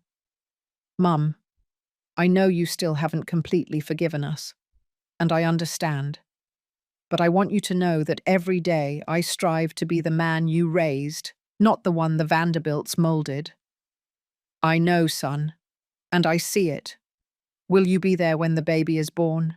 Will you be there? I thought about it for a moment. Yes, I'll be there. His eyes welled up with tears. Thank you, Mum. The baby was born on a Thursday in April. A girl, small, pink, perfect. They named her Miranda. I was at the hospital from the beginning, not in the waiting room like a second-class visitor, but in the room holding Valerie's hand during labor. Breathe, dear, I told her. Almost there. You are very strong. When Miranda was born and they placed her in Valerie's arms, we all cried. Robert looked at me from the other side of the bed. Mum, do you want to hold her? He passed my granddaughter to me. That small being that weighed almost nothing but was everything. Welcome to the world, my Miranda, I whispered to her. Your Grandma Sophie is going to love you very much. She's going to teach you how to sew, how to bake cookies, how to be strong like the women in this family. At that moment, someone knocked on the door. It was Laura. The silence in the room became thick. Laura looked different, smaller somehow, without her armor of expensive clothes and perfect makeup. Just a 64-year-old woman, tired and defeated. I came to meet my granddaughter, she said with a trembling voice. Valerie looked at her harshly. Mum, I told you I wasn't ready to see you yet. Please, Valerie, she's my granddaughter. And she's my daughter. And after everything you did, I already paid for it, Laura interrupted. Her voice broke. I lost my house. I lost my reputation. I lost my friends. I lost everything. You lost everything superficial, Valerie said coldly. But you never had what was important. Laura looked at me then, and in her eyes I saw something I had never seen before. Fear. Sophie, she said, I know I have no right to ask you for anything, but please, I just want to see my granddaughter for 5 minutes. All eyes turned to me. It was my decision. After everything that had happened, I had the power to say no, to make Laura feel even a fraction of the pain she had caused me. It would have been easy. It would have been fair, even. But I looked at Miranda in my arms, and I thought about the kind of world I wanted her to grow up in. A world where resentment didn't win, where mercy existed, where people could be better than they had been. Valerie, I said softly, she is your mother, and however broken your relationship is, Miranda deserves to know her grandparents, all of them. Valerie hesitated. But only if you agree, I continued. This is your decision, not mine. Valerie looked at her mother for a long time. 5 minutes, she finally said. And if you ever disrespect Sophie again, you don't see my children again. Understood? Laura nodded, swallowing her pride. She approached the bassinet where I had placed Miranda. She looked at her with eyes full of tears. She's beautiful, she whispered. She looks like her dad, Valerie said. And she has her Grandma Sophie's eyes, Robert added. Laura turned to me, and for the first time since I had known her, she spoke without venom, without superiority, without masks. Sophie, I don't know how to apologize for everything I did to you, for how I treated you, for the dinner, the spitting, the most humiliating moment of my life. I don't know if you can ever forgive me, Laura continued, but I need you to know that I was wrong about you, about what it means to be a good mother, about what really matters. And what made you change your mind? Losing everything, being alone in that huge house without my friends, without my status, without anything to define me, and realizing that the only people who stayed were my husband and my daughters, and that I almost lost them too because of my pride. And did you learn something? Laura breathed deeply. I learned that money doesn't buy respect, that status doesn't replace love, and that a mother who raises her son alone with dignity and sacrifice is worth more than 1,000 mansions in Beverly Hills. The words hung in the air. They were not enough to erase the past, but they were a beginning. Laura, I said firmly, I'm not going to tell you I forgive you. That will take time, a lot of time. But I'm not going to feed the hatred either, because if I learned anything from all this, it's that the poison we give to others also poisons us. Thank you, she whispered. But, I continued, if you ever disrespect me again, or try to keep me away from my grandchildren, or manipulate my son, I promise you that this time there will be no mercy. Understood? Laura nodded. Understood. She said goodbye to Miranda, to Valerie, to Robert, and she left that room smaller than she had entered. Robert hugged me. Mum, you are incredible. I don't know how you could do that. Because I chose to be better than she was to me. Not for her, for me. That night, back at my house, I sat in front of my sewing machine, my old Singer, which had witnessed everything. We did it, I said, stroking the metal. Not with revenge, with dignity. And in that moment, I understood something profound.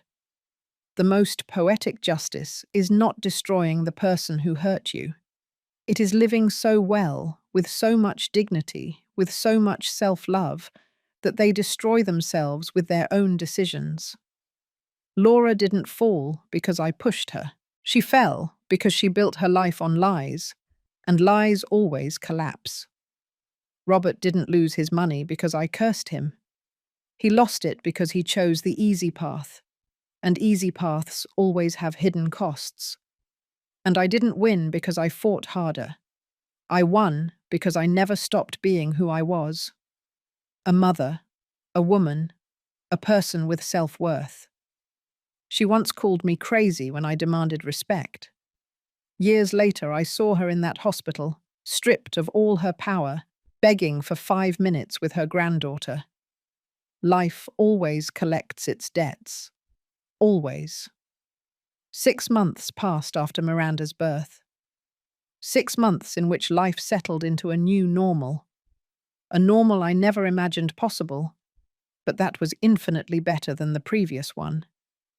My Thursdays and Sundays were sacred.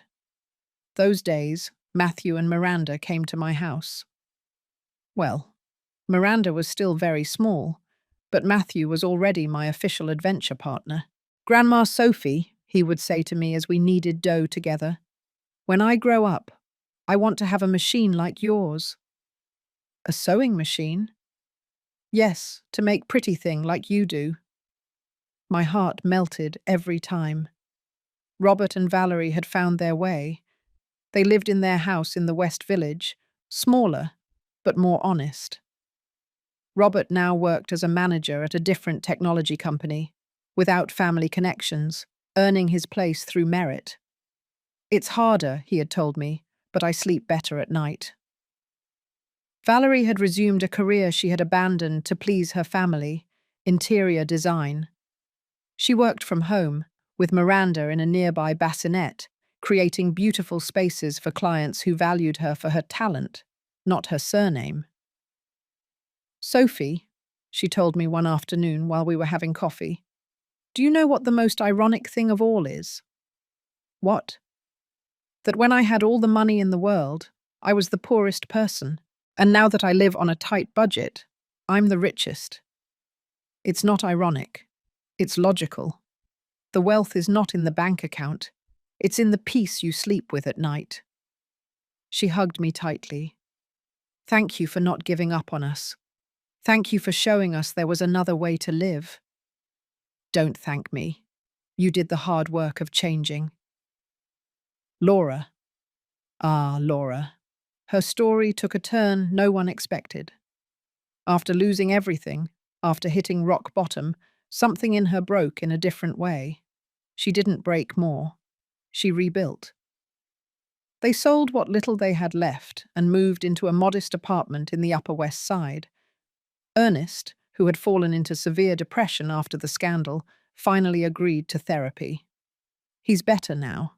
He's not the arrogant man he was before, but he's not the empty shell he was for months either. He's human, fallible, real. Laura got a job. At 67 years old, after never having worked in her life, she started as an assistant at a designer clothing boutique, the same type of boutique where she used to be a client. The first time I saw her there was by accident.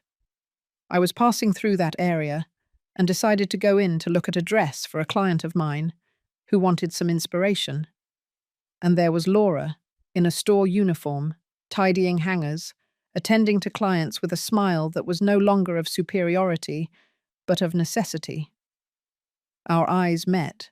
She paled. I could see in her face the fear that I would humiliate her, that I would say something cruel to her, that I would remind her who she used to be. But I didn't. Good afternoon, I said politely. Good afternoon, ma'am. How can I help you? I'm looking for something elegant, but not ostentatious for a lady in her 50s. She took a deep breath and transformed into a professional salesperson. I have exactly what you are looking for. She showed me 3 beautiful dresses. We talked about fabrics, cuts, special occasions, and in that 10-minute conversation, there was no past. There was no resentment. Just 2 women who knew about clothes and style. When I said goodbye, I gave her a generous tip. It's not necessary, ma'am, she said, almost crying. I know, but good service should be recognized. She understood the message. It wasn't pity. It was respect for someone who is rebuilding her life with honest work. Now, 2 years later, Laura and I have a strange but functional relationship. We are not friends, we never will be. But when there are family gatherings, when it's Matthew's or Miranda's birthday, we are both there. She no longer sees me as trash, and I no longer see her as an enemy. We simply coexist, and that is enough. A month ago, for Miranda's birthday, Laura arrived with a gift wrapped in simple paper.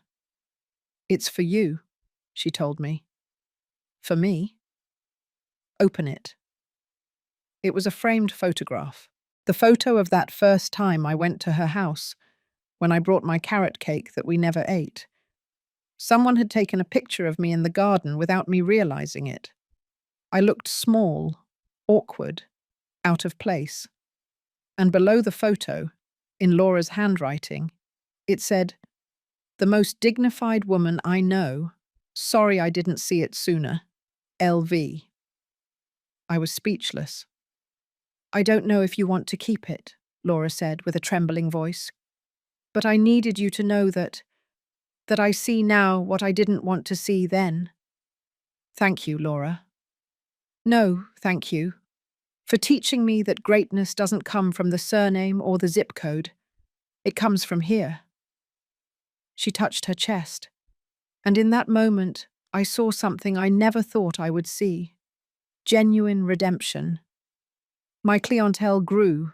I no longer sew only for neighborhood ladies. Now professional women, business owners, even some artists come looking for unique, handmade designs. Ms. Sophie, they tell me, Your dresses have soul, and it's true, because I sew every stitch with the story of my life, with the pain I overcame, with the love I never lacked, with the dignity I recovered. My prices tripled over these years, not because I'm greedy, but because I finally understood my value.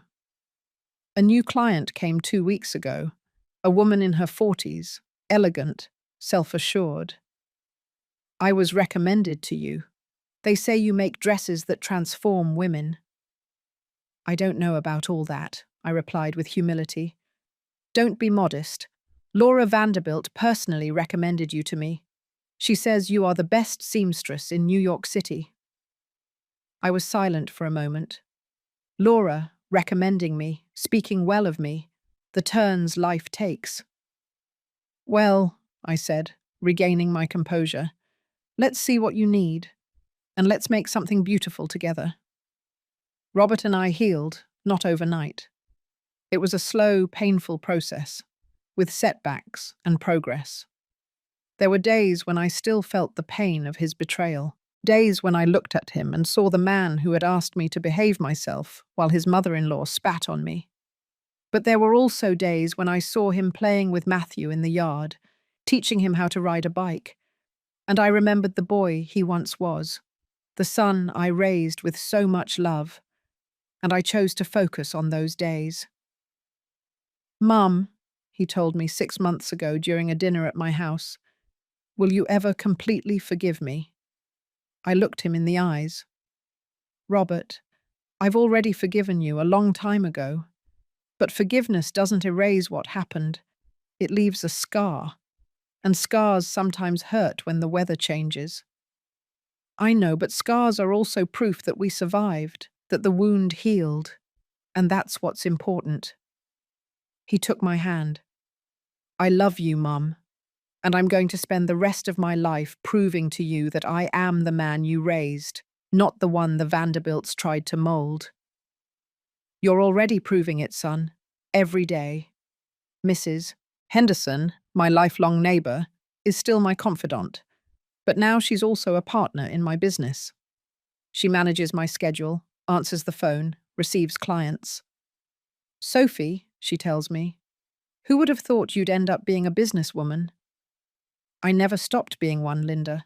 I just didn't value myself before. Oh, friend, if your story were written in a book, no one would believe it.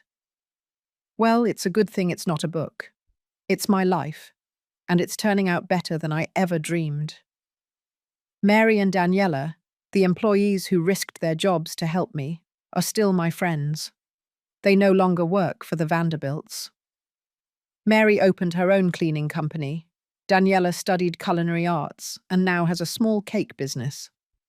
The three of us meet once a month for lunch, and at those lunches, we celebrate something simple but powerful, that women who support each other are unstoppable. Mrs. Sophie, Mary told me at our last lunch, you taught us that no matter how much power people have, if they don't have dignity, they have nothing.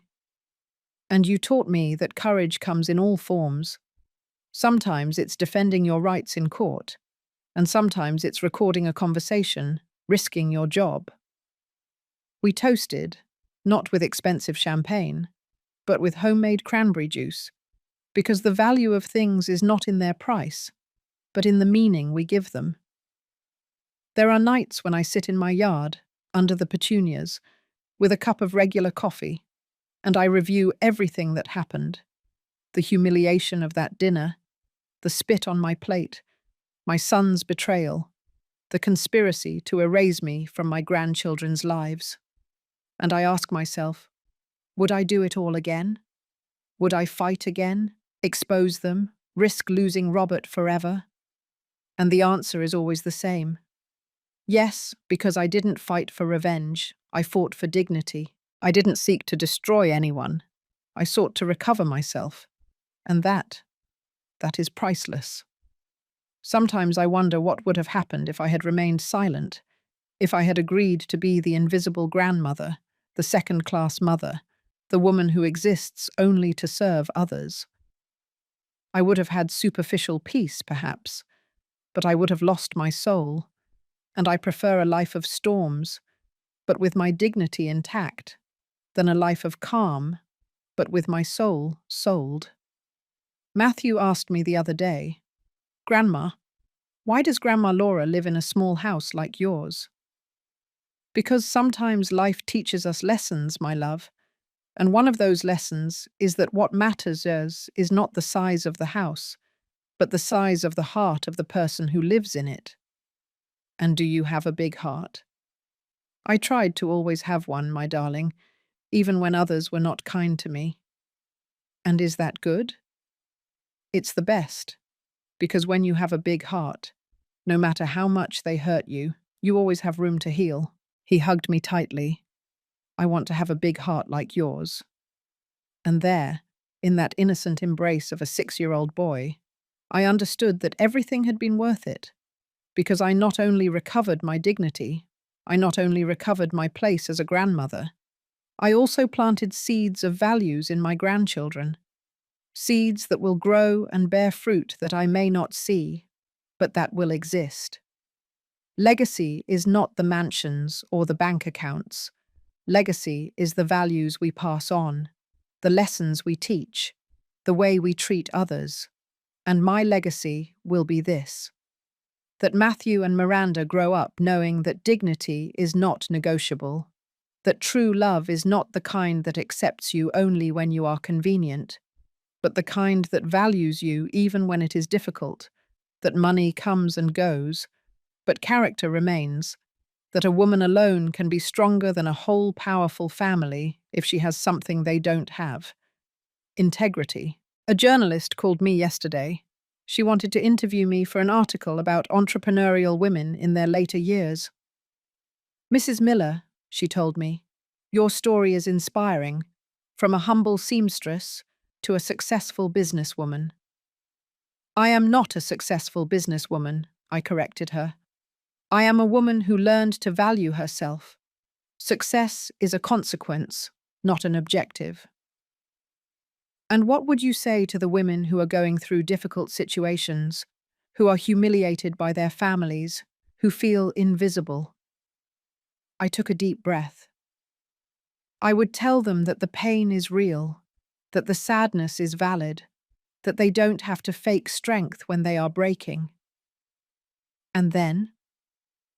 And then I would tell them that inside each of us there is a warrior, a woman who can get up 1,000 times, who can rebuild herself from the ashes, who can transform pain into power. And how do you find that warrior? You don't find her, you wake her up. And she wakes up when you decide that you are no longer going to accept crumbs of love at the table of your own life.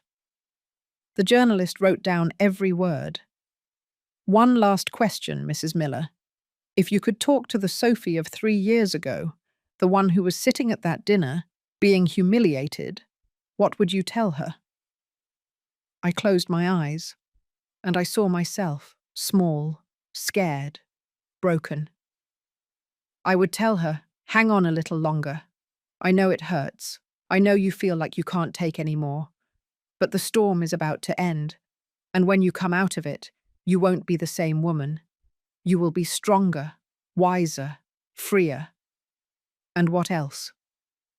I would tell her that the message she is about to send, that execute the plan, is going to change her life, and that she should never, ever regret having chosen her dignity over comfort. And the interview was published last month, and since then I have received dozens of messages from women who are in similar situations, who are humiliated by their families, who feel invisible, who are on the verge of giving up. And I answer them all the same way. You matter, your pain is valid, your struggle is sacred. And no matter how long it takes you to get out of where you are, the important thing is that you don't give up. Because on the other side of the storm, there is a version of you waiting for you. A version that is stronger, more complete, more free. This morning, while I was sewing a client's daughter's wedding dress, Matthew ran into my workshop. Grandma, Dad says we're going to have a big party to celebrate your 58th birthday. A big party? Oh, son, you know I don't like those things. But it's important. Dad says he wants to celebrate the bravest woman in the world. I laughed. Your dad exaggerates. He doesn't exaggerate, Robert said, entering behind Matthew. It's true, son. I don't need a party. I know, but we need to celebrate you. We need to tell the world that we have the privilege of being your family. You didn't think that before. Robert knelt in front of me, taking my hands in his. Before, I was an idiot, but you gave me a second chance. And every day I'm grateful that you didn't give up on me. I could never give up on you. You're my son. And you are my hero. My 58th birthday party was a week ago. It wasn't in a mansion in Beverly Hills. It was in my yard, under the petunias, with string lights that Robert installed, with catered tacos that Mrs. Henderson brought, with a homemade cake that Valerie made. Everyone was there. Robert, Valerie, Matthew, Miranda, my clients, Mary and Daniela, the neighborhood neighbors, people who have seen me grow, cry, fight, and win. And yes, Laura and Ernest were there too. Laura arrived with a bouquet of petunias. I know your yard is full, she said, but these are special. I grew them myself. They're from seeds you gave me a year ago. I had given her seeds. After a family meeting, she had admired my petunias, and I, in a gesture of peace, had given her an envelope with seeds. You grew them? On the balcony of my apartment. They're the only beautiful thing I have now. And they bloomed. We looked at each other, and in that look, there was something I never thought would exist between us. Understanding. We were not friends. We probably never would be, but we could coexist. We could be civil. We could, for the sake of Robert, Valerie, and the children, be in the same space without destroying each other. Laura, I said with a nod.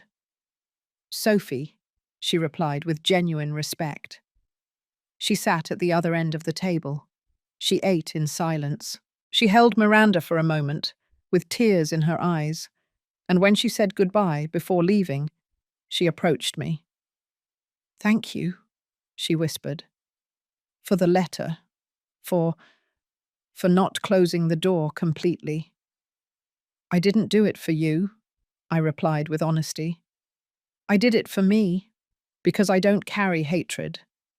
Life is too short. She nodded and left. Robert hugged me. Mum, you are my hero. I'm no hero, son. I'm just a woman who learned that the best revenge is living well, and that the best punishment for the person who hurt you is for them to see you thrive without them. That night, back at my house, I looked at the stars from my yard. Everything had come full circle. Laura had lost her power, but she had gained humility.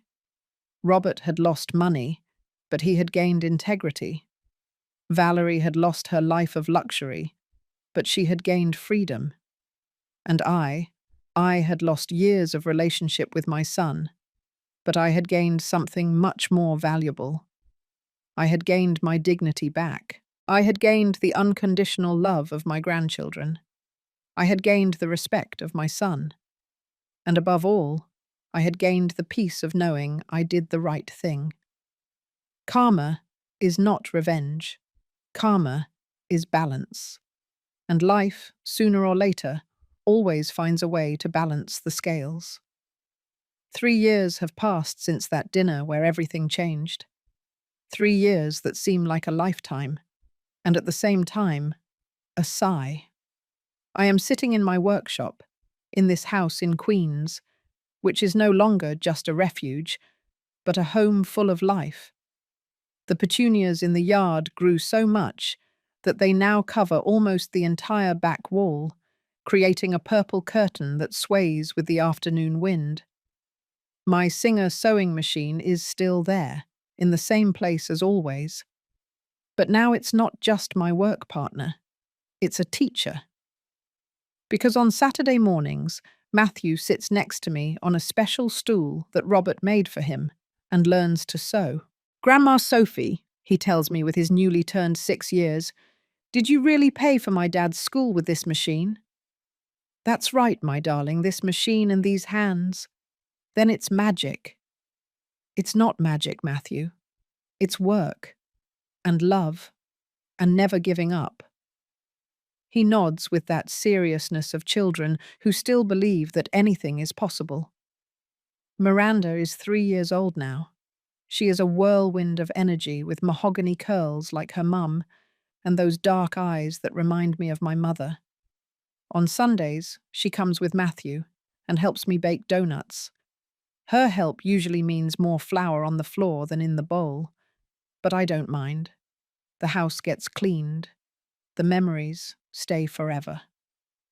Grandma Sophie, she tells me with that lisp that still doesn't pronounce all the words correctly, when I grow up, I'm going to have a house like yours, with purple flowers and the smell of cinnamon. And why like mine, my love? Your house is very pretty. Because it smells like hugs here. That girl is going to break hearts someday. But above all, she's going to heal her own. Because she's growing up surrounded by true love, not appearances. Robert and Valerie celebrated their 5-year wedding anniversary last month. They are no longer the same people who married in that Newport garden. They matured. They found each other. Robert now works as a manager at a technology company. He earns well, not millions, but enough to live with dignity. Every 2 weeks he deposits a fixed amount into my account. At first I protested. Son, I don't need your money anymore. My clients pay well now. It's not out of necessity, Mum. It's out of justice. I should have done it from the beginning. And I learned to accept it. Because sometimes letting others repair the damage is also a form of love. Valerie stopped being Laura's perfect doll. Now she is a woman with her own voice. Her interior design business grew so much that she had to hire 2 assistants. But the most important thing is that she is happy, genuinely happy. Sophie, she told me a few months ago while we were having coffee, do you know what the most ironic thing of all is? What? That when I had all the money in the world, I was the poorest person. And now that I live on a tight budget, I'm the richest. It's not ironic. It's logical. Wealth is not in the bank account. It's in the peace you sleep with at night. She hugged me tightly. Thank you for not giving up on us. Thank you for showing us there was another way to live. Don't thank me. You did the hard work of changing. Laura. Ah, Laura. Her story took a turn no one expected. After losing everything, after hitting rock bottom, something in her broke in a different way. She didn't break more. She rebuilt. They sold the little they had left and moved into a modest apartment in the Upper West Side. Ernest, who had fallen into severe depression after the scandal, finally accepted going to therapy. He's better now. He's not the arrogant man he was before, but he's not the empty shell he was for months either. He's human, fallible, real. Laura got a job. At 67 years old, after never having worked in her life, she started as an assistant at a designer clothing boutique, the same type of boutique where she used to be a client. The first time I saw her there was by accident. I was passing through that area and decided to go in to look at a dress for a client of mine who wanted some inspiration. And there was Laura, in a store uniform, tidying hangers, attending to clients with a smile that was no longer of superiority, but of necessity. Our eyes met. She paled.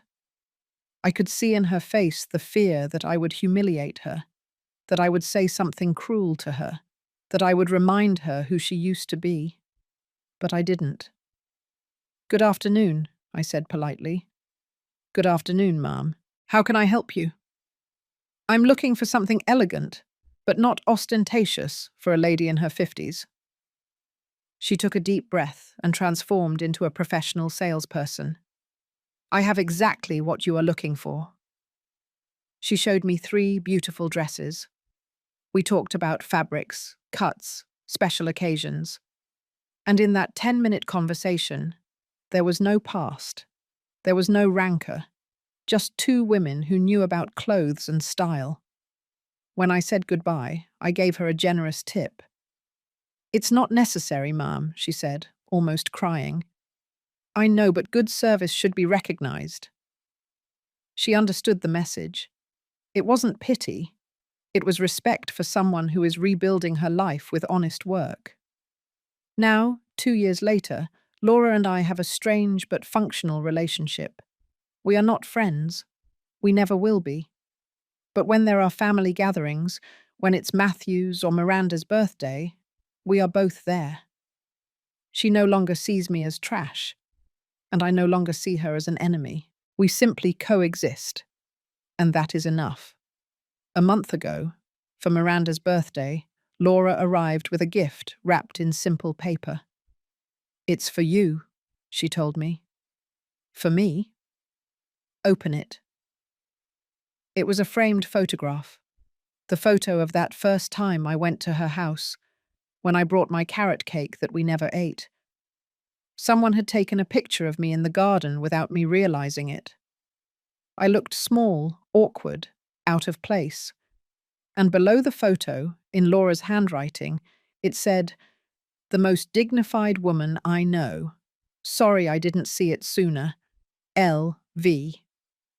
I was speechless.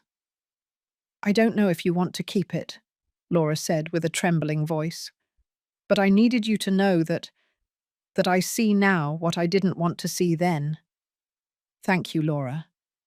"No, thank you, for teaching me that greatness doesn't come from the surname or the zip code.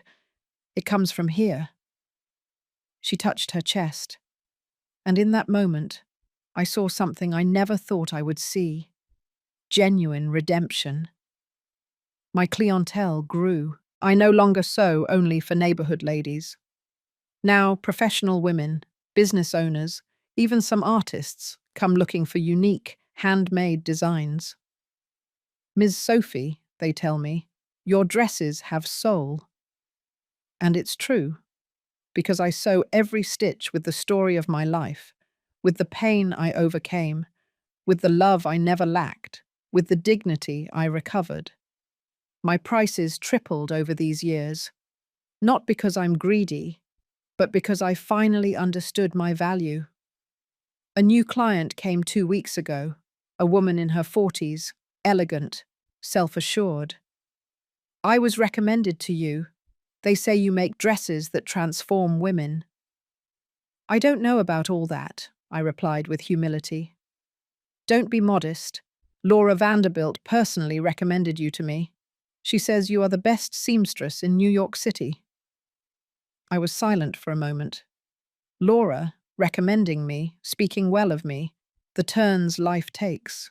"Well," I said, regaining my composure, "let's see what you need, and let's make something beautiful together." Robert and I healed, not overnight. It was a slow, painful process, with setbacks and progress. There were days when I still felt the pain of his betrayal. Days when I looked at him and saw the man who had asked me to behave myself while his mother-in-law spat on me. But there were also days when I saw him playing with Matthew in the yard, teaching him how to ride a bike. And I remembered the boy he once was, the son I raised with so much love, and I chose to focus on those days. "Mum," he told me 6 months ago during a dinner at my house, "will you ever completely forgive me?" I looked him in the eyes. "Robert, I've already forgiven you, a long time ago. But forgiveness doesn't erase what happened. It leaves a scar. And scars sometimes hurt when the weather changes." "I know, but scars are also proof that we survived, that the wound healed, and that's what's important." He took my hand. "I love you, Mum, and I'm going to spend the rest of my life proving to you that I'm the man you raised, not the one the Vanderbilts tried to mold. You're already proving it, son, every day. Mrs. Henderson, my lifelong neighbor, is still my confidant, but now she's also a partner in my business. She manages my schedule, answers the phone, receives clients. Sophie, she tells me, who would have thought you'd end up being a businesswoman? I never stopped being one, Linda. I just didn't value myself before. Oh, friend, if your story were written in a book, no one would believe it. Well, it's a good thing it's not a book. It's my life, and it's turning out better than I ever dreamed. Mary and Daniela, the employees who risked their jobs to help me, are still my friends. They no longer work for the Vanderbilts. Mary opened her own cleaning company. Daniela studied culinary arts and now has a small cake business. The three of us meet once a month for lunch, and at those lunches, we celebrate something simple but powerful, that women who support each other are unstoppable. Mrs. Sophie, Mary told me at our last lunch, you taught us that no matter how much power people have, if they don't have dignity, they have nothing. And you taught me that courage comes in all forms. Sometimes it's defending your rights in court, and sometimes it's recording a conversation, risking your job. We toasted, not with expensive champagne, but with homemade cranberry juice, because the value of things is not in their price, but in the meaning we give them. There are nights when I sit in my yard, under the petunias, with a cup of regular coffee, and I review everything that happened, the humiliation of that dinner, the spit on my plate, my son's betrayal, the conspiracy to erase me from my grandchildren's lives. And I ask myself, would I do it all again? Would I fight again, expose them, risk losing Robert forever? And the answer is always the same. Yes, because I didn't fight for revenge. I fought for dignity. I didn't seek to destroy anyone. I sought to recover myself. And that is priceless. Sometimes I wonder what would have happened if I had remained silent, if I had agreed to be the invisible grandmother, the second-class mother, the woman who exists only to serve others. I would have had superficial peace, perhaps, but I would have lost my soul, and I prefer a life of storms, but with my dignity intact, than a life of calm, but with my soul sold. Matthew asked me the other day, Grandma, why does Grandma Laura live in a small house like yours? Because sometimes life teaches us lessons, my love, and one of those lessons is that what matters ye is not the size of the house, but the size of the heart of the person who lives in it. And do you have a big heart? I tried to always have one, my darling, even when others were not kind to me. And is that good? It's the best, because when you have a big heart, no matter how much they hurt you, you always have room to heal. He hugged me tightly. I want to have a big heart like yours. And there, in that innocent embrace of a 6-year-old boy, I understood that everything had been worth it, because I not only recovered my dignity, I not only recovered my place as a grandmother, I also planted seeds of values in my grandchildren, seeds that will grow and bear fruit that I may not see, but that will exist. Legacy is not the mansions or the bank accounts. Legacy is the values we pass on, the lessons we teach, the way we treat others. And my legacy will be this: that Matthew and Miranda grow up knowing that dignity is not negotiable, that true love is not the kind that accepts you only when you are convenient, but the kind that values you even when it is difficult, that money comes and goes, but character remains, that a woman alone can be stronger than a whole powerful family if she has something they don't have: integrity. A journalist called me yesterday. She wanted to interview me for an article about entrepreneurial women in their later years. Mrs. Miller, she told me, your story is inspiring, from a humble seamstress to a successful businesswoman. I am not a successful businesswoman, I corrected her. I am a woman who learned to value herself.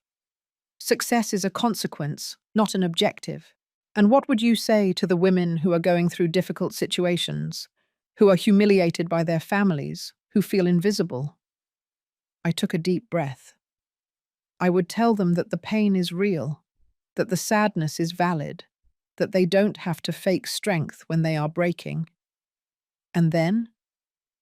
And then I would tell them that inside each of us there is a warrior, a woman who can get up 1,000 times, who can rebuild herself from the ashes, who can transform pain into power. And how do you find that warrior? You don't find her, you wake her up. And she wakes up when you decide that you are no longer going to accept crumbs of love at the table of your own life. The journalist wrote down every word. One last question, Mrs. Miller. If you could talk to the Sophie of 3 years ago, the one who was sitting at that dinner, being humiliated, what would you tell her? I closed my eyes, and I saw myself, small, scared, broken. I would tell her, hang on a little longer. I know it hurts. I know you feel like you can't take any more. But the storm is about to end, and when you come out of it, you won't be the same woman. You will be stronger, wiser, freer. And what else? I would tell her that the message she is about to send, that execute the plan, is going to change her life, and that she should never, ever regret having chosen her dignity over comfort. The interview was published last month, and since then I have received dozens of messages from women who are in similar situations, who are humiliated by their families, who feel invisible, who are on the verge of giving up. And I answer them all the same way. You matter, your pain is valid, your struggle is sacred, and no matter how long it takes you to get out of where you are, the important thing is that you don't give up, because on the other side of the storm, there is a version of you waiting for you, a version that is stronger, more complete, more free. This morning, while I was sewing a client's daughter's wedding dress, Matthew ran into my workshop. Grandma, Grandma, Dad says we're going to have a big party to celebrate your 58th birthday. A big party? Oh, son, you know I don't like those things. But it's important. Dad says he wants to celebrate the bravest woman in the world. I laughed. Your dad exaggerates. He doesn't exaggerate, Robert said, entering behind Matthew. It's true, son. I don't need a party. I know. But we need to celebrate you. We need to tell the world that we have the privilege of being your family. You didn't think that before. Robert knelt in front of me, taking my hands in his. Before, I was an idiot, but you gave me a second chance, and every day I'm grateful that you didn't give up on me. I could never give up on you. You're my son. And you are my hero. My 58th birthday party was a week ago. It wasn't in a mansion in Beverly Hills. It was in my yard, under the petunias, with string lights that Robert installed, with catered tacos that Mrs. Henderson brought, with a homemade cake that Valerie made. Everyone was there. Robert, Valerie, Matthew, Miranda, my clients, Mary and Daniela, the neighborhood neighbors, people who have seen me grow, cry, fight, and win. And yes, Laura and Ernest were there too. Laura arrived with a bouquet of petunias. I know your yard is full, she said, but these are special. I grew them myself. They're from seeds you gave me a year ago. I had given her seeds. After a family meeting, she had admired my petunias, and I, in a gesture of peace, had given her an envelope with seeds. You grew them? On the balcony of my apartment. They're the only beautiful thing I have now, and they bloomed. We looked at each other, and in that look, there was something I never thought would exist between us. Understanding. We were not friends. We probably never would be, but we could coexist. We could be civil. We could, for the sake of Robert, Valerie, and the children, be in the same space without destroying each other. Laura, I said with a nod. Sophie, she replied with genuine respect. She sat at the other end of the table. She ate in silence. She held Miranda for a moment, with tears in her eyes, and when she said goodbye, before leaving, she approached me. "Thank you," she whispered, "for the letter, for not closing the door completely." "I didn't do it for you," I replied with honesty. "I did it for me, because I don't carry hatred. Life is too short." She nodded and left. Robert hugged me. "Mum, you are my hero." "I'm no hero, son. I'm just a woman who learned that the best revenge is living well, and that the best punishment for the person who hurt you is for them to see you thrive without them." That night, back at my house, I looked at the stars from my yard. Everything had come full circle. Laura had lost her power, but she had gained humility. Robert had lost money, but he had gained integrity. Valerie had lost her life of luxury, but she had gained freedom.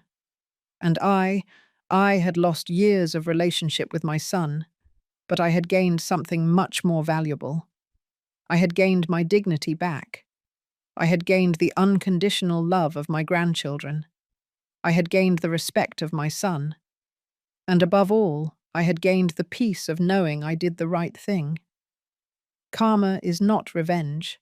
Karma is balance. And life, sooner or later, always finds a way to balance the scales. I close the journal and turn off the light. Tomorrow will be another day.